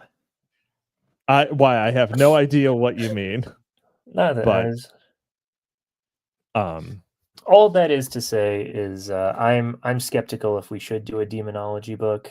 Uh, I it's weird. I've tried several times to get into that stuff out of pure curiosity, and then just something keeps me away from it. yeah, well, probably your guardian angel. Probably So that guy works overtime. Let me tell you, that guy works hard as fuck. like like like a little kid that keeps walking into bear traps, and you have to just Yeah. keep him away. Yep. Yep. Well, okay. Let's continue with Demons definitely blew up the Murrah building, is all I'm saying. whether they were working for the FBI or not, who knows? So let's see. Dissociative ability. Okay. Dissociative identity disorders, DID, are defined as extreme and long lasting manifestation of traumatic stress resulting in a disruption of and or discontinuity in the normal integration of consciousness, memory, identity, emotion, perception, body representation, motor control, and behavior. While everybody experiences some forms of dissociation in non-life-threatening circumstances, for example, you are T.R. Hudson and Capitalisimo is reading something, DIDs are more severe and long-lasting expressions of dissociated states, which manifest at times of acute or prolonged stress. What makes the dissociative states pathological or maladaptive is the inability to control their occurrence and the episodic amnesia often accompanying them. For example, between episodes of Library of Mass Destruction, everyone forgets everything that happened in the previous one. I forgot what happened 2 seconds ago. Well, I may have mentioned that, but you'll never know. Huh? What? DID is a fundamental disruption of consciousness, memory, identity, or perception of environment that severs connections between a person's thoughts, memories, feelings, actions, or sense of identity. An integrative deficit wreaks havoc with an individual's ability to maintain a sense of self over time, claim ownership of personal historical events, and to differentiate between the real and unreal. In extreme manifestations, those who suffer from DID may call themselves different names and have different personality states, who appear and take over the primary personality. Those displaying symptoms of DID tend to be highly suggestible and easily hypnotizable. Yeah. And when I snap my fingers, you will forget you were ever gay. Huh? What? I don't know. I just really want to go visit the wife. Yep. Yep. You have one of those, don't you? Yes, yes. As far as Are you my sure? brain is telling me, Okay. Okay. So it is. So it is. more like Library of Mass Distraction. Am I right, fellas? So true. The Jones team mental health workers climate diagnosis.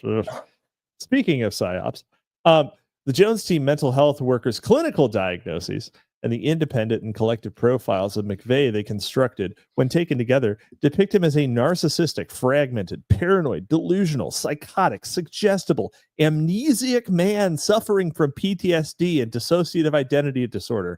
These guys love job security. Can you imagine? Can you imagine? He's also suffers from incontinence. And he also might be a tranny. You think he's a tranny? That was I don't know. I think maybe that was 2 or 3 episodes ago. There was like a 1 paragraph thing where someone was like, he might also want to be a lady. Yeah. Or he picked up a gay picked up a gay he picked up a gay guy. Yes, and had a gay guy didn't drop him. No, the gay guy picked him up hitchhiking on the side of the road in Kingman, Arizona. Bro, hey man, you know, when told you long-term memory is great. When you're spun out on meth and you just need that next hit, well, $20 is $20, and it ain't gay to get $20. So I'm told. I've never been to Kingman, Arizona, and I never will. My God. It says, "Welcome to Kingman, Arizona. $20 is $20." Welcome to yes, exactly. Perfect. Let's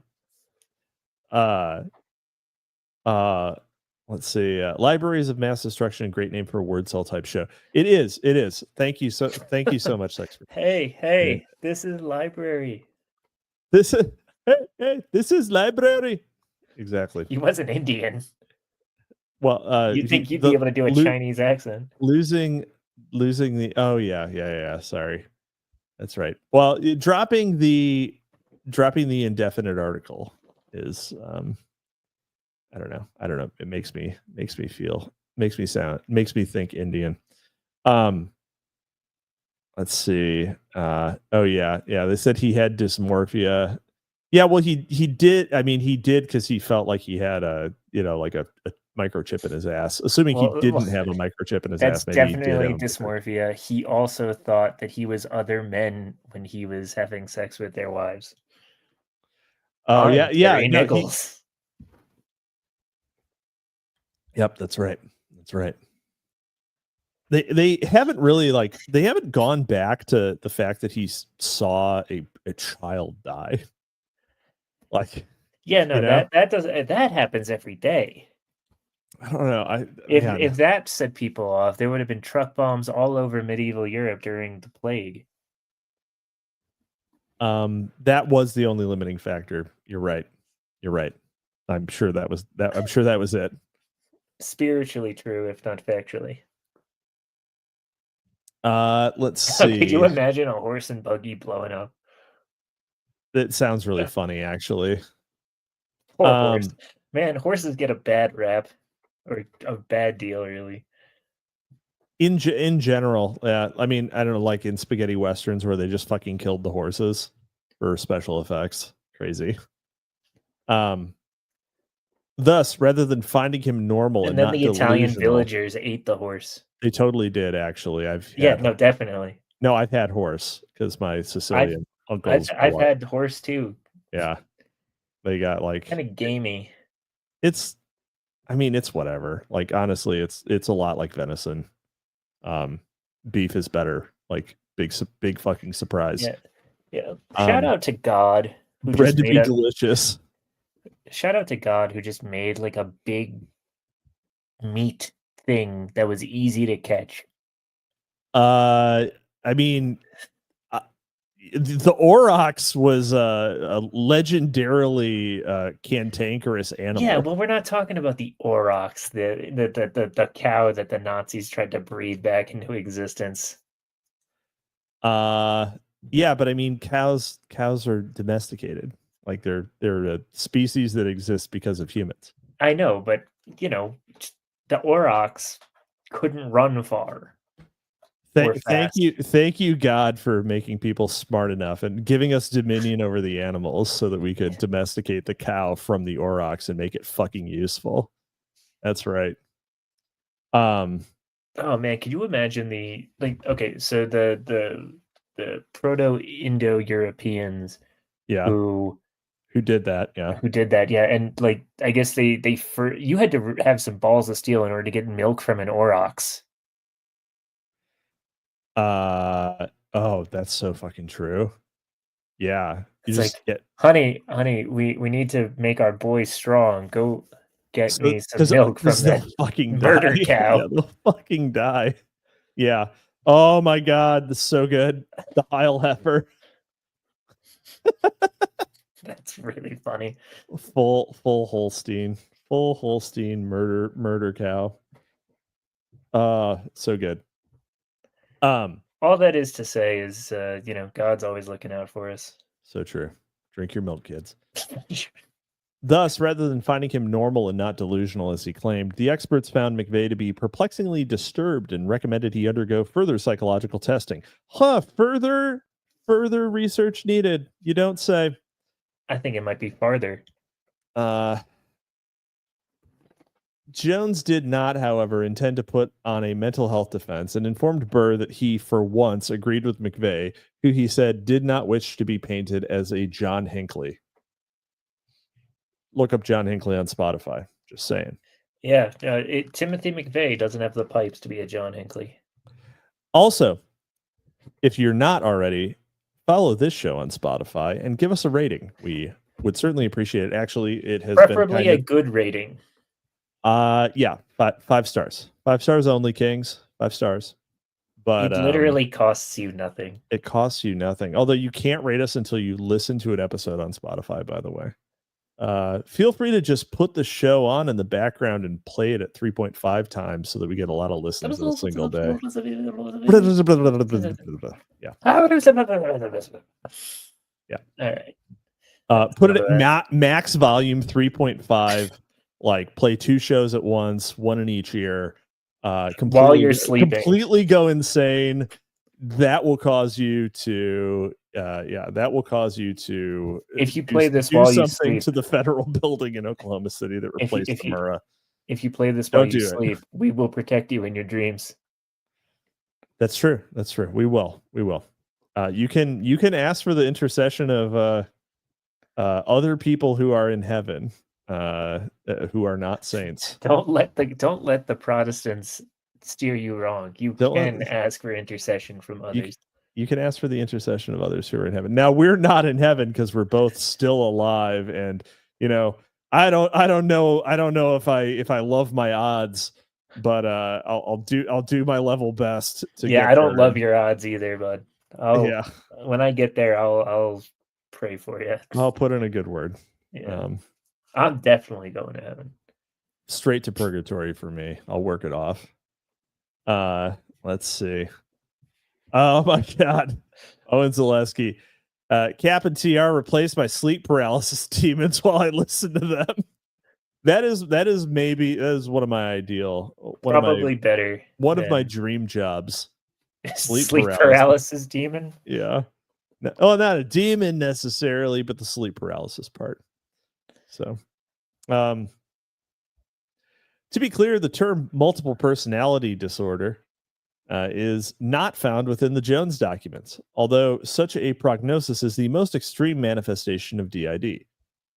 Regardless, the concept of dissociation presented one way to explain not only McVeigh's frequent memory lapses, but also the many distinct identities he enacted throughout his life and the increasing frequency of their number and appearance, leading to the bombing. Many of these personae had specific names and functions. Some appeared only briefly, generally for a specific task. Others enacted and maintained consistently over long periods of time. It would seem he had varying degrees of control over and memory of them, depending on the circumstances. No matter how structured and embedded in his compartmentalized mind, how he managed his mental modules, or why and how they even existed, it seemed that at some point, Timothy McVeigh fragmented into multiple self-states. When viewed as a product of a fragmented self, the inconsistent narratives he frequently offered look somewhat more consistent. This also aligns with the strange observations made by others who knew him or claimed to before the bombing, and the publicly disseminated experimental wolf narratives that came to surround him. I think Tim Tuttle was the core personality. There was no Tim McVeigh. It was only Tuttle. It was only Tuttle. It was Tuttle the whole time. It was Tuttle's all the way down. And then Bob Kling, that's, that was just the dry cleaning guy. Yep. Sergeant Mac. That's the guy. That's the guy who does the dishes. Like the one guy who exists only when he does dishes. It's like little errands around town.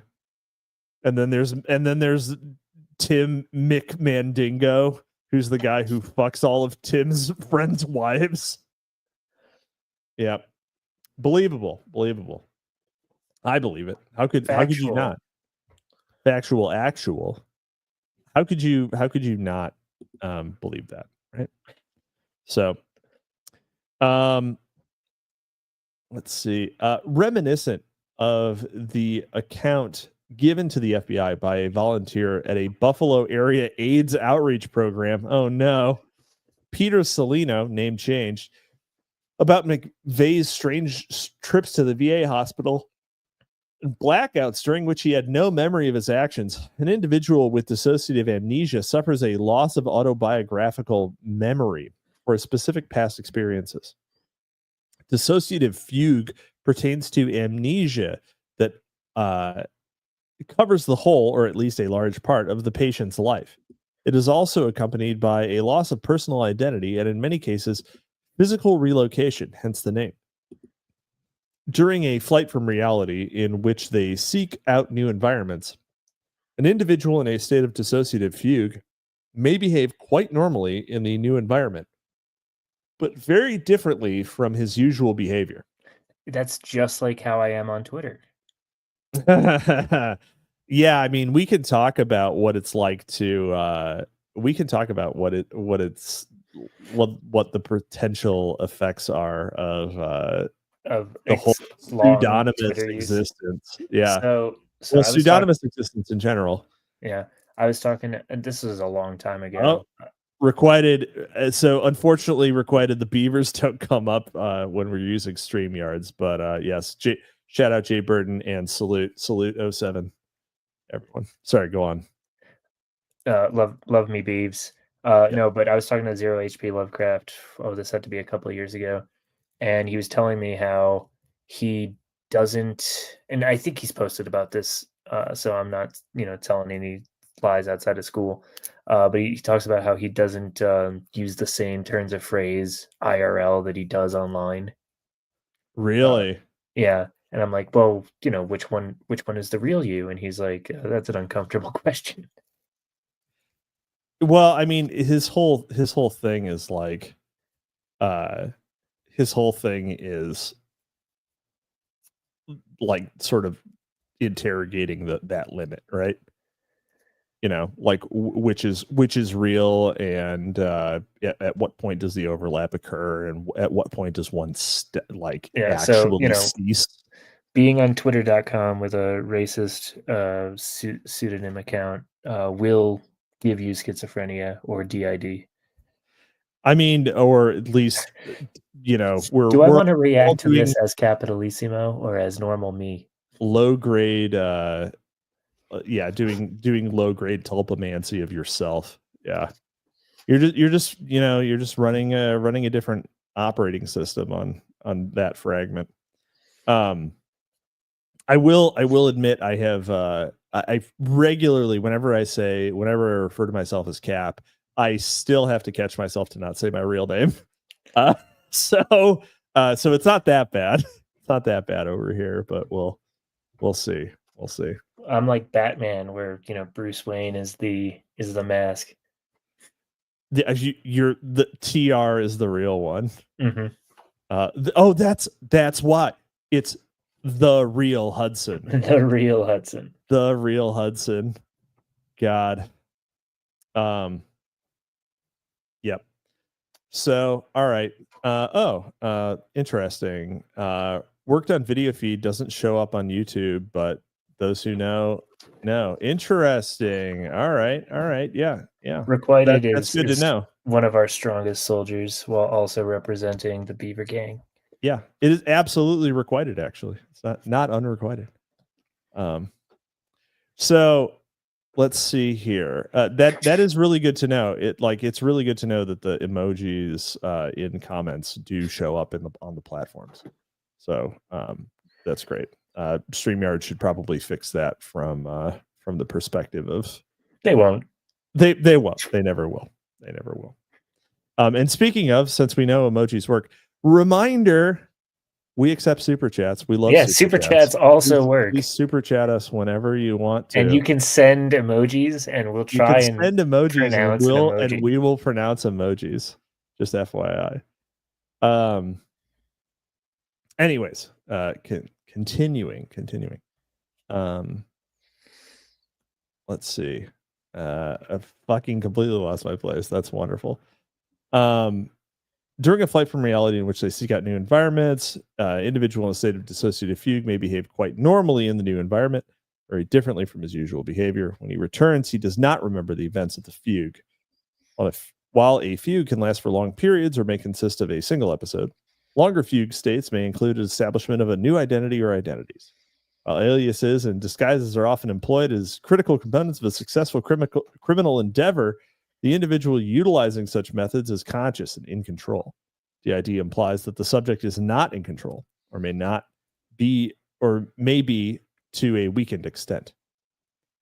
Literature about dissociation notes that while the real person or host cannot remember them, the dissociated personae tend to leave a trail of evidence and clues to their existence.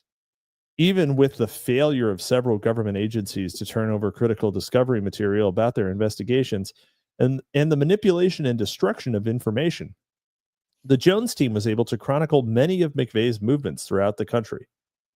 The many motel records, speeding tickets, phone records, dude's just racking up speeding tickets. The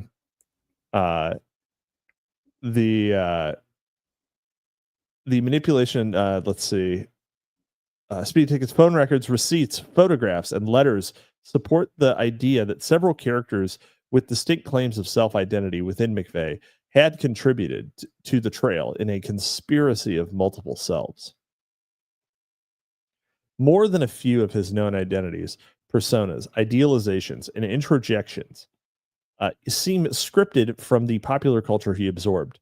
Ultimate millennial, really. I mean, I know he's a Gen Xer, but he was the prototype millennial. While the origin of others remains unknown. Tim Tuttle, the frequented gun shows, his name apparently borrowed from the main character of the film Brazil, Harry Tuttle, a vigilante terrorist out to fix a corrupt system. In Arizona, Montana, and Idaho, a mercenary known as Sergeant Mac emerged. Daryl Bridges made numerous and incriminating phone calls to several well-known and not so well-known neo-Nazis. Sean Rivers maintained a series of storage spaces throughout the country and filled them with stolen guns, disguises, and bomb-making materials. And Tim Johnson checked into a few motels.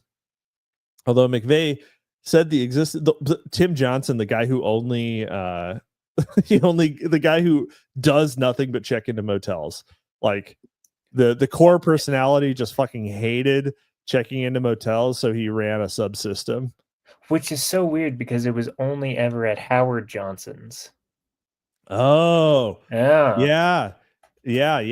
But Howard Horton is the guy who stopped in at Tim Hortons. I thought he was the one who heard a who. No, that was just regular Horton. It was a mononym. Yeah, mononym. The elephant formerly known as Horton. Although McVeigh said the existence and functions of Sean Masters and Terry Masters were unknown to him, they nevertheless left trails of their existence. Robert Kling, reminiscent perhaps of the race of warriors called Klingons in McVeigh's beloved Star Trek, was born April 19th, 1972. Kling rented a Ryder truck and ordered Chinese food. but had it delivered to Timothy McVeigh's room in the Dreamland Motel. That was nice of him. I just wake up some days and there's Chinese food. It's great. Sex Freakman, he was possessed by the demon known as Pickle Rick. But how did he get this rider truck? Through jihad. Through jihad. God. Requited. I'm rethinking my life. Just realized part of Beaver Gang and Tookie Tugger, if still a thing. Good stuff. Didn't mean no. No, it's totally fine. You can be both a Tookie Tugger and part of Beaver Gang. It's completely acceptable. But yeah, April 19th, 1972. It's funny that she mentioned that there. I kind of want to know, like, that's way too late for like that's way too late for the Star Trek the original series or something. But so are you telling me that Timothy no, that the Klingons were born on April 19th, 1972? Yeah. I mean, are you telling me that this was all an elaborate plot by Timothy McVeigh to get people to watch Star Trek again? It would be fucking hilarious if it was. This was a viral marketing marketing campaign. Robert Kling was on the truck. Kling on, get it? Come on, get it, guys! Come on. Yeah, it's a neurolinguistic programming. Yeah, Jalion West was there just to run that op. He was doing advertising. That was Jalion West. You see, originally he was going to blow up the Star Trek convention in Oklahoma City, but Jalion West was able to stop him at the last moment and redirect him to the Murrah Building. Yeah, that's true. That's what happened. Where fewer lonely virgins would die. And several children, unfortunately. Well, yeah. I mean, they were in a federal building, so who knows about their chastity? But they probably weren't lonely. Oh, I'm so upset. You're upset not because I said it, but because I'm right. It's not like they were in a Catholic church. Had it coming. Yeah. All right. That's the baseball bat I get to beat you with for forever. Well, rates at synagogues and public schools are actually worse. But yeah. Oh yeah, Owen Zaleski. That's low, TR. Yeah, he is low T. That's right. R. And he's ard. Pretty ard. The McVeigh as dissociated bomber scenario presents further linkages and intersections between experimental and guilty agent stories and recurrent what? Fedopiles. What? Oh, fedopiles. Yes. Fedos. That's right. Yep. Fedos, Vulpus.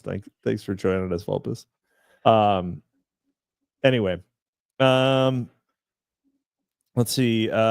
The McVeigh as dissociated bomber scenario presents further linkages and intersections between experimental and guilty agent stories and recurrent narrative elements found in both Dr. Jolly West, ace practitioner of all things creepy, was among the experts quoted. Come on, Wendy. Amazing. This whole book was just a way to get at Jolly West. Bro, Wendy, I hope he sees this. I hope he sees this. In hell. It's just negging Jolly West. No shit. Man. Let's see. Was among the experts quoted in a 1985 Washington Post article about the quirks of the modern spy and other deep cover operators who inhabit the shadowy world of counterintelligence. According to West, people choose to become spies, secret agents, and operatives for a handful of reasons. Loyalty to one's country or an ideal, revenge, or to damage those whose secrets they sell and betray, and what West called a bag of mixed psychological motivations. Bro, that's just other. You just said other. That's just being a guy. His colleagues expounded on this bag, saying operatives are overly romantic, thrill-seeking escapists with a need for control, a desire for power, narcissistic and conceited. They are empowered by the very secrets they harbor and their ability to conceal information, including about their own selves. A State Department consultant said that the operator lives a life of half secrets and half truths. He can live life without having to confront reality. Man, so true, King. Am I an operator? Are we operators? Or is we have a chat full of people who are all pseudonyms? Are we all operators, guys? Who knows?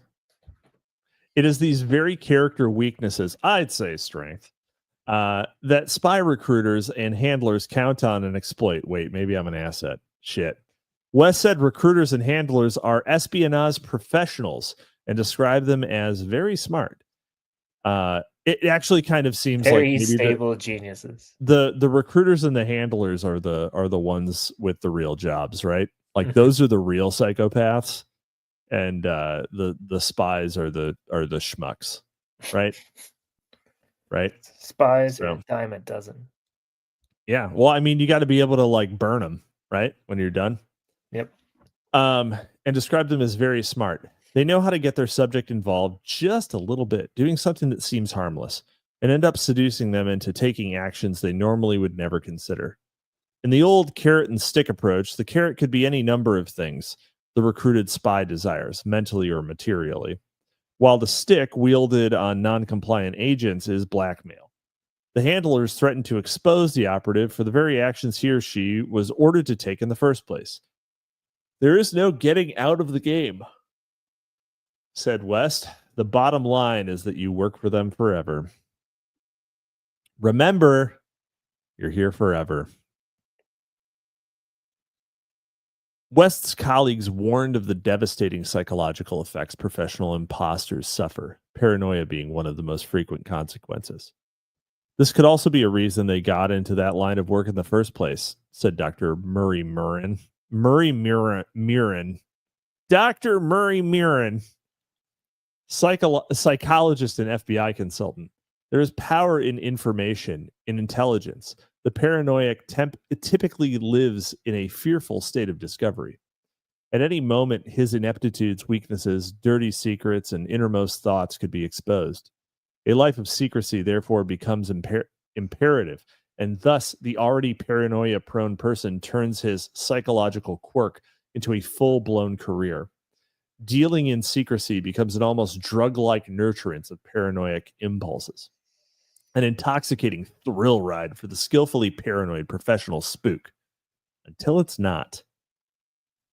Remember Michael Gellis, the Navy counterintelligence professional called in by the FBI to hypnotize the woman who saw Tim McVeigh with two other guys at Maloney's real estate office in Missouri?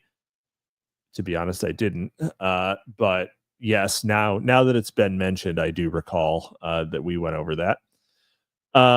Gellis, not just a one-trick hypno pony. Oh my god. One-trick hypno pony is I may change the episode title. Also had some insight into the workings of McVeigh's real or imagined career as a government-sponsored covert warrior on a secret mission. In 2000, Gellis, chief psychologist for Naval Criminal Intelligence Service, NCIS, among other titles, made headlines for his NCIS internship program, which trained college students and agents for regional, state, federal, and international law enforcement organizations, ineffective undercover intelligence gathering methods, and sting operation protocols. Students of the program, explained Gellis, learn what it's like to pretend to be somebody else. Students took a battery of psychological tests to identify their unique personality traits with the intent of creating better, more convincing misrepresentations, and then further developed and tested their new identities. The school was like an incubator for monster liars, and Gellis the midwife to the false personas and the students birthed. Soon it'll all fall like a house of cards. Checkmate. Oh my god. Oh god, I needed to catch up with chat.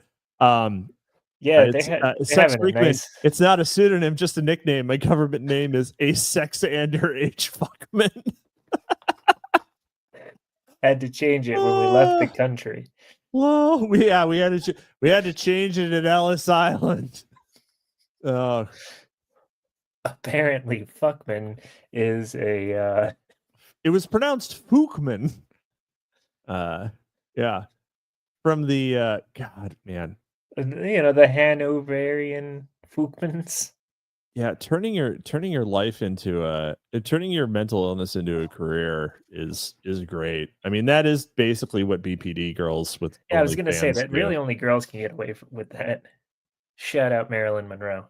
Other than paranoiacs, to be clear. Yeah, man. The yeah, Vulpus, you're pretty far behind. If you're I mean, we are kind of coming up on the end of the show a little bit here. Now we got half an hour left. But yeah, man, Jesus. All right. Crap, Monster Liars. After he retired in wait, Hudson, you were not here, were you? You stepped away, didn't you? No, I'm here. Oh no, but you missed One Trick Hypno Pony. You missed One Trick Hypno Pony. I can't believe you missed that. We don't share that anymore. If you say that one more time, then something's going to appear behind me. One Trick Hypno Pony. Ah! Oh God! It's Jolly West. It's Jolly on West, and he's hung. Oh God!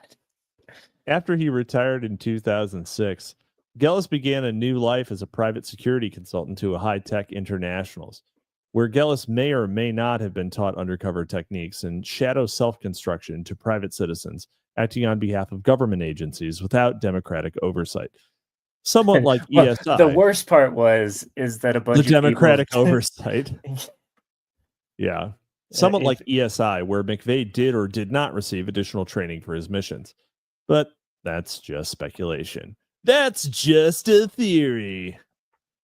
The proper screening, recruitment, and training of deep cover operators has become a popular topic of late, mainly due to the increasing numbers of former and current undercover intelligence and police agents roaming around, plighted by all manner of psychological problems caused or exacerbated by the peculiar stresses involved in undercover work. Ongoing studies seek to devise ways of preventing field operators from going off the underground reservation, so to speak. The undercover agent's mission requires intense immersion into the world of their target, the concealment and suppression of their own identity, the creation and convincing enactment of false ones, sometimes having to stay in character for years at a time, especially in deep cover operations. Thus, they must be creative and convincing liars, able to maintain fictitious identities and fabricated life histories. Sounds like Tuesday to me. The constant effort to detect threats to and prevent discovery of their true identity / agenda. All the while finding or creating opportunities to achieve their objectives and fulfill their mission is a mental meat grinder, leading to paranoia and debilitating fatigue. Mental meat grinder sucks. Meat night, awesome. Love it. DrakeMeme.jpg. Yeah. Meat night. Yes. Acting largely autonomously and separated from friends and family, they live a particularly lonely existence and are particularly prone to developing deep attachments to their targets. They may come to identify with targeted individuals and groups and question the utility of certain laws, the purpose and rightness of their assignment, and their own involvement in it. Man, you know what? When I used to do gang stalking, I loved my targeted individuals, and it was always really sad when we had to finally bury them alive in their car in a field in Iowa. You did gang stalking too? Bro, everyone on the E-Right did gang stalking. Oh, dude, it's so much fun. Other. Yeah, I mean, I kind of fell out of it. I was in a league for a really long time. And we you know, like one of the guys in it ended up going professional. But I you know, I knew I didn't have the dedication to like stay in a tree outside of our targeted individual's house for that long. So now the most I do in terms of like gang stalking is just like, you know, like I still sort of like follow one targeted individual that I had, which was Justin Moan, obviously, if you didn't put that together. And you know, and I I think we did a really good job. I mean, we weren't professional at all. We were like, you know, not Premier League gang stalkers. Obviously, we were just kind of punching above our weight for amateurs. And but you know, he wrote an album, Justin's Gang Stalkers, and great band name. Well, I mean, it was his album title. And there were some good tracks on it, and I like to think that, you know, maybe I contributed in some way to that musical inspiration. The fear and paranoia and sense of dread and overwhelming like observation that my eyes were part of the panopticon for Justin Moan. That's what I like to think, at least. But I still follow his career, and you know, I send him cryptic messages to his jail mail, and I'll put in strange amounts into his commissary to try to make him think that I'm sending him a message, and I am, and I'm just calling him a fag. So, but I don't think he's worked out the code yet. It's esoteric gematria, by the way, transliterated from Hebrew to English, but maybe he'll figure it out eventually. And if you're listening, good job, buddy. That's a way to get ahead in life. Oh, hey, X Guy Extra sent us $5. $5 and a grasshopper. It's a emoji. bug in my ass. We are dining on locusts. We are dining on locusts, like John the Baptist. If someone could send us a honey emoji with another $5, that would be awesome. And then we could have the set. We could have the set, the living in the wilderness. See, and here's Gabe. He's more of a solo stalker, just for honor Lefty. Well, and that makes sense. I mean, you know, is it really a job if you're doing it out of love? He's not really, like, yeah. The thing is, gang stalking is a team sport, and Gabe just doesn't work well with others. He's a lone wolf. He's a real lone wolf. I believe that he's a real lone wolf. The pack of Gabe's theory. That's right. Yeah, with a bunch of ramen packs shaped into a pentagram. That would be hard. That would be really difficult, because you'd have to like do them like end on, or it would have to be like really big to get the angles right. Yeah. But yeah, all right. Solo eroticos predatory. That's for old Gabe, old Ezra runaround. And here we go. Owen Zaleski, $2, sends us a honey emoji because we're so sweet. We're sweeter than a sugar plum. Get entropy. Yeah, I should get entropy before next week. I have been slacking. I actually did set one up, but I couldn't figure out how to integrate it with the stream. So hopefully by next week, I should probably talk to Prude about how they set that up. But yeah, we'll do it. And thank you again, Owen. Yeah. They do take less. Google really is a real son of a bitch about the cuts. They take 30%. It's crazy. But thank you. Thanks, super chatters. I think we could probably I don't know if we're gonna reach the next bit before the end of the evening, but well, we'll try it. Let's see. The undercover age. No, I already said that. Acting largely autonomously and separated from friends and family, they live a particularly lonely existence and are particularly prone to developing deep attachments to their targets. I already fucking said this too. He became sexually attracted to that building. He really wanted to plow the Alfred P. Murrah. And then Building. there was an explosion. Yeah, and a release. And a leg. Where'd the leg come from? Why would they just put a leg? Why would they saw off someone's leg and put it in the truck? Make it make sense, Wendy. It then becomes justifiable to engage in criminal activity beyond what is necessary to maintain their cover or achieve their objective. Insufficient guidance, instruction, and encouragement from handlers and low pay versus the risks they are expected to take leads to further resentment, disillusionment, alienation, and feelings of sympathy towards their targets.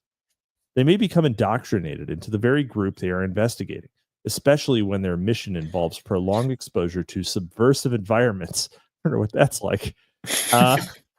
Such as those encountered in investigations of suspected terrorist organizations or cells. Even when they are given leave from the operation, briefly or permanently, undercover operators have a difficult time settling back into their former identity and for varying lengths of time retain the undercover lifestyle in terms of hairstyle, language, demeanor, and continue to enact the mannerisms and idiosyncrasies of their fake personalities. Or worse. Great film, Donnie Brasco. I actually haven't seen that. Oh, dude, it's awesome. So, what's his name? Johnny Depp plays an FBI agent who goes undercover into the New York mob, one of the New York mob families. I think it's the Bonanno family, as Donnie Brasco, and he's like this close to getting made, but then they pull him out before he makes his bones by murdering this dude. It's a great film. And the whole time he's like, "Oh man, I being undercover makes me want to be a gangster for real, and I don't know what's right and what's wrong anymore." Probably should have just gotten made, honestly. Right? Yeah, no, he was totally down to kill this dude.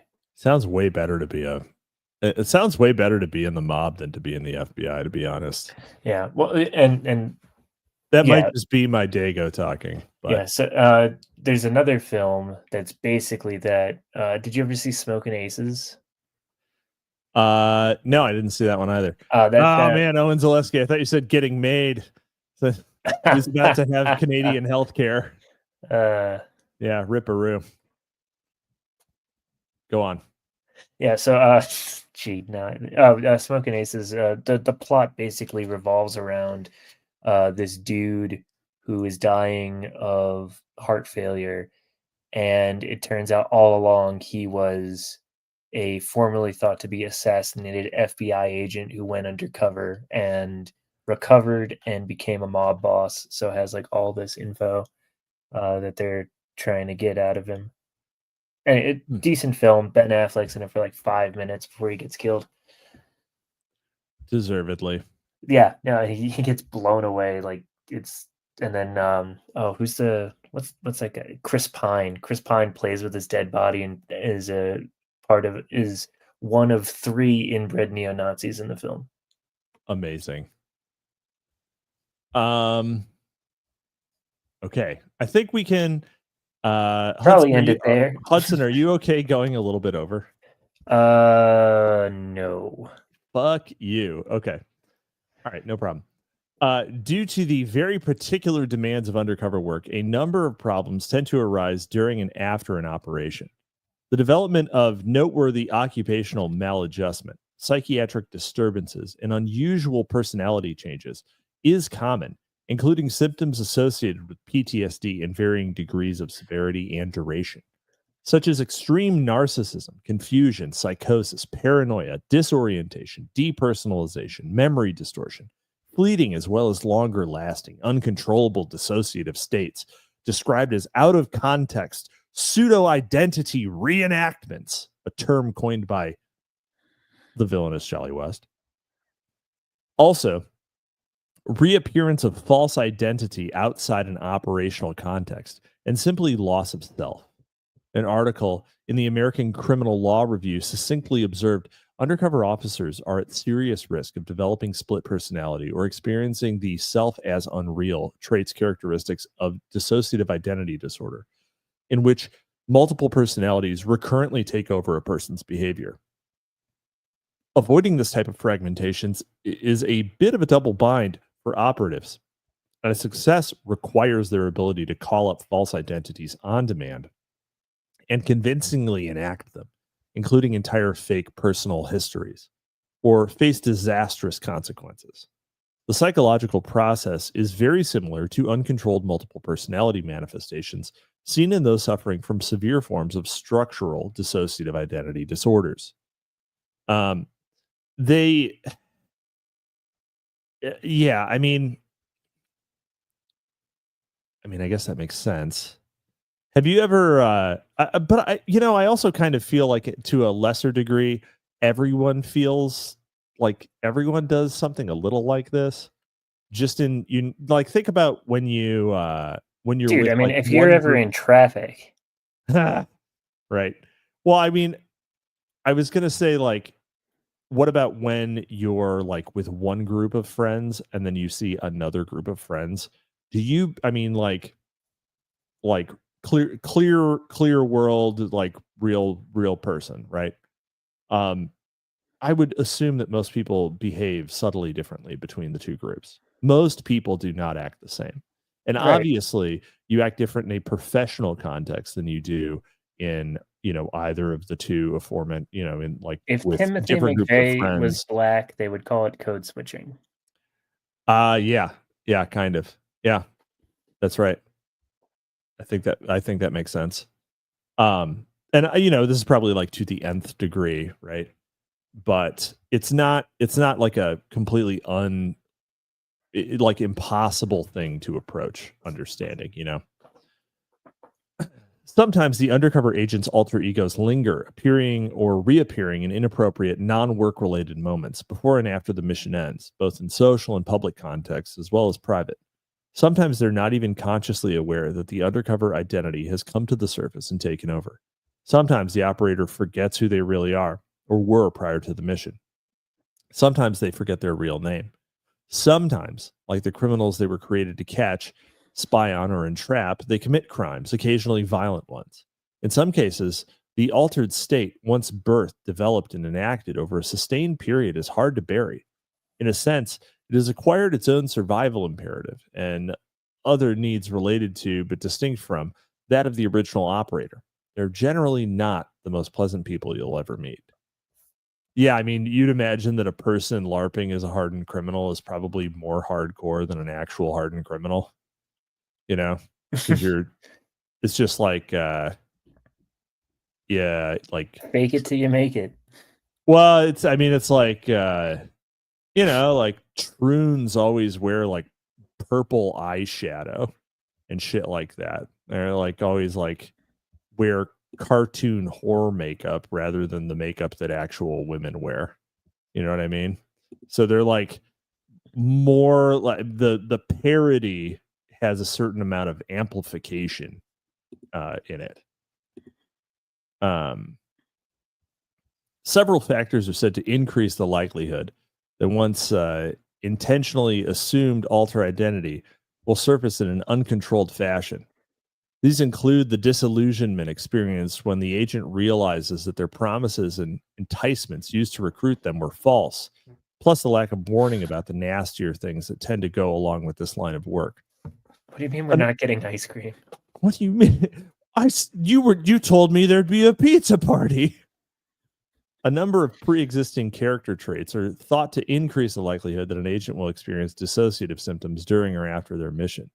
These include neuroticism, narcissism, poorly defined self-image, and higher predisposition to experience varying degrees of normal, everyday, episodic dissociative states, e.g., spacing out.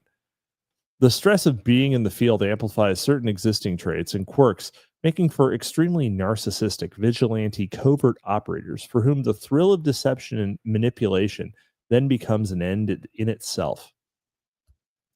For the most part, recruits undergo minimal training, although historically, certain methods involved in rigorous training programs and settings have led to unintended consequences.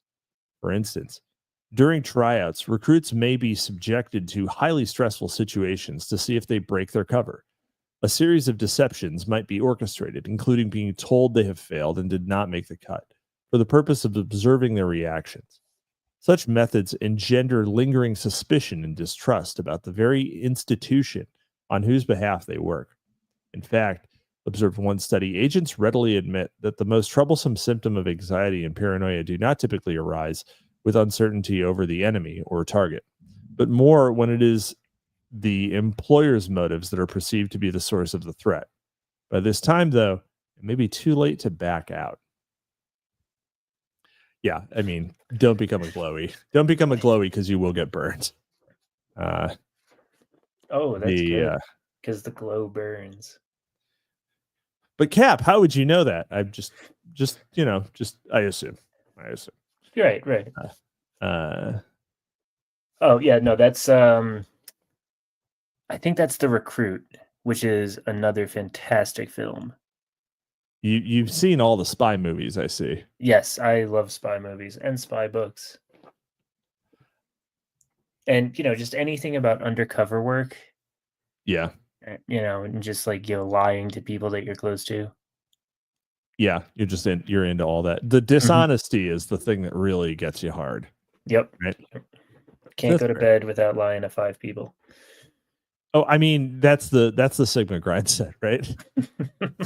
If you haven't lied to 5 people today, you can't go to sleep. Yeah, let's see. It's just reading through chat here. They do be perpetrating. They be perpetrating. Oh man, yeah. Vulpus, gate. So true. That was a fun week on Twitter. That was a fun week. Yeah. Were you part of I was not gated. The gifted program? No, definitely not. I was not gated. Yeah. Did you live in a gated community? No. How many gate kids did you know? I don't know. Interesting. Let's see here. Oh yeah, spy type stuff is probably to men what romance novels are to women. No, the thing that is like romance novels for women to men is hardcore pornography. Yes, just the hardest. It's just porn. It's just going to Pornhub and looking at the front page, and that's the romance novel section. I've got a draft on the Double Dealer Substack called. Let me pull up the drafts real quick. It's called "Just Because Your Porn is in a Book Doesn't Make Me Better or Make You Better Than Me, Janet." Nice. That's a good one. I hope you complete it. It's on Hobbies. I hope it's hilarious. Yeah, no, it's so far so good. Let's see. The techniques and intensity of mission preparation may correlate to later issues. Interestingly, while studies are ongoing, it is currently thought that symptoms are less likely to appear, or at least to appear outside of the agent's control, if they undergo hypnosis prior to enacting their deceptive selves, rather than or in addition to the role-playing techniques traditionally used. The most psychologically vulnerable time for the spy is during the actual work itself. One study pointed out that agents in the midst of an operation, more so than before or after, exhibited elevated psychiatric symptoms similar to those of psychiatric outpatients. The deeper the cover and longer the missions, the more entrenched the false persona becomes, the more likely they will suffer psychological problems, and the longer and more severe those problems will be. The more stressful, dangerous, and complex the mission, the higher the stakes, the worse it becomes for the operator. Making a marijuana bust is probably not going to cause long-term personality pathologies or dissociative identity disorders, but being embedded with the mafia for 3 years might. Agents embedded in terrorism investigations are said to have it the worst. Yeah, one would expect. Pretty high fucking stakes, right? Oh, maybe America is the great Satan. Wait, no. No. Bam. While some studies argue that overly strenuous and abusive selection and training contributes to blowback in the form of unhinged undercover operators, A recently published law journal article by Nicholas Wamsley, excuse me, urged both public and private organizations involved in covert work to implement the selection and training program used by the special forces called SERE, Survival, Evasion, Resistance, just and SERE. Escape. Okay, is it? Well, Yeah. you would know, I guess. Having gone through it when you became an undercover spook. Yeah, exactly. The thinking is that SERE's psychological evaluation process, the most demanding in existence, is the high intensity stresses induced and the physical and psychological gauntlet SERE candidates undergo would greatly reduce the number of unfit candidates working in undercover situations.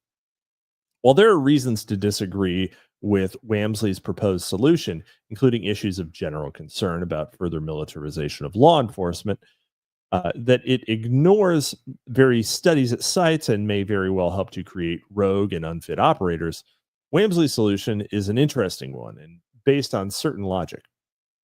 But his argument for increased privatization of undercover activity and the expansion of it into realms beyond even the minimal oversight of state-run covert operations is as baffling as its implications are nightmarish.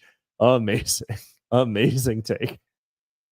After the Jones team obtained the results of the psychological test McVeigh took during the Sassafras Special Forces tryout, that is, they noted that the results were consistent with what they were learning about him, although his observation is not elaborated on. In one conversation between McVeigh and Dr. Halleck, however, McVeigh expressed his frustration that there were things out there that his defense team was not discussing with him and offered the example of his military psychological records, which he had not even known his defense team possessed until Halleck told him about it. He then explained that the reason the Sassafras psychological test indicated he was paranoid and angry was because he had just gotten back from the Gulf War when he took them and was reeling with the anger he had developed there. Before and after this conversation, McVeigh claimed that while his Special Forces tryout, after taking intelligence, psychological adeptness, and a whole battery of other tests, he and 9 others were asked to volunteer to do some work for the government. They would act as military consultants, working hand in hand with civilian police agencies to contain and neutralize security threats, and would be expected to perform illegal actions in the course of their work. While he may have easily pulled the details of this story from recent revelations about other such actions in order to impress her, he seemed to have been married to the idea that he in some way acted on behalf of the government in a private capacity. He told his attorneys that if they wanted to understand him better, they should obtain a copy of the July 1995 issue of Soldier of Fortune magazine. Memory like a fucking bear trap, this guy. And just remembering what issue of a magazine he read something in. Yeah, it turns out that Tim read a lot. It's just his taste was terrible. No shit, right? Actually, Soldier of Fortune magazine is fucking very fire. kino. It's actually super kino. Yeah, I don't know how anyone could like reread the Turner Diaries multiple times. It's like literally not worth it. The titles we gotta go. The titles of 2 featured articles in that particular issue were Delta / Steel Combat Camp for Civilians and Private Spies, Hire Your Own CIA Agent. His mother and sister thought he actually had trained with the Special Forces rather than simply attending the tryout. His sister emphasized that whatever happened at the Sassafras, it had fundamentally altered him. And we're going to call it there for the evening, fellas. I would stay on for a little bit if Hudson was willing, because we have about a page left before the next section. But alas, he has baby duties and such. With that, and a fine Durka to you too, Requited. We'll start wrapping it up. What do you got going on, Hudson? You got anything dropping soon? I know that a new episode of Cannon Fodder came out today. Yeah, we were talking about Halo Fall of Reach, as you said in one of the group chats, stretching what canon actually means. Yeah, stretching the definition of canon a little bit by putting in some Halo novelizations, but yeah, and that's with our good friend, the outgoing misanthrope, aka Tom. Let's see. You can catch me next week on Drive Time Movie Night, and they'll probably be recording something soon again with Tookie Sidebar. We are going to be, conveniently enough, covering John J. Stancliffe's Fed book, which is exactly about the topic we just read about. It's about a secret operator who is embedded in a terrorist group and having some second issues, thoughts, some second thoughts, having some issues with it. Couple of problems with the old, little problems. Yeah, emotional and otherwise. But I've been wanting to cover it for a long time. It's one of the finally greatest of the one out. Yeah, finally one out. Book is awesome. Big fan. John is a great guy. Yeah. So, anyways, we will see you next time. Thanks for joining us. We will not walk in fear one of another. We will not be driven by fear into an age of unreason if we dig deep in our history and our doctrine, and remember that we are not descended from fearful men, not from men who feared to write, to associate, to speak, and to defend the causes that were for the moment unpopular. We must not confuse dissent with disloyalty. Good night.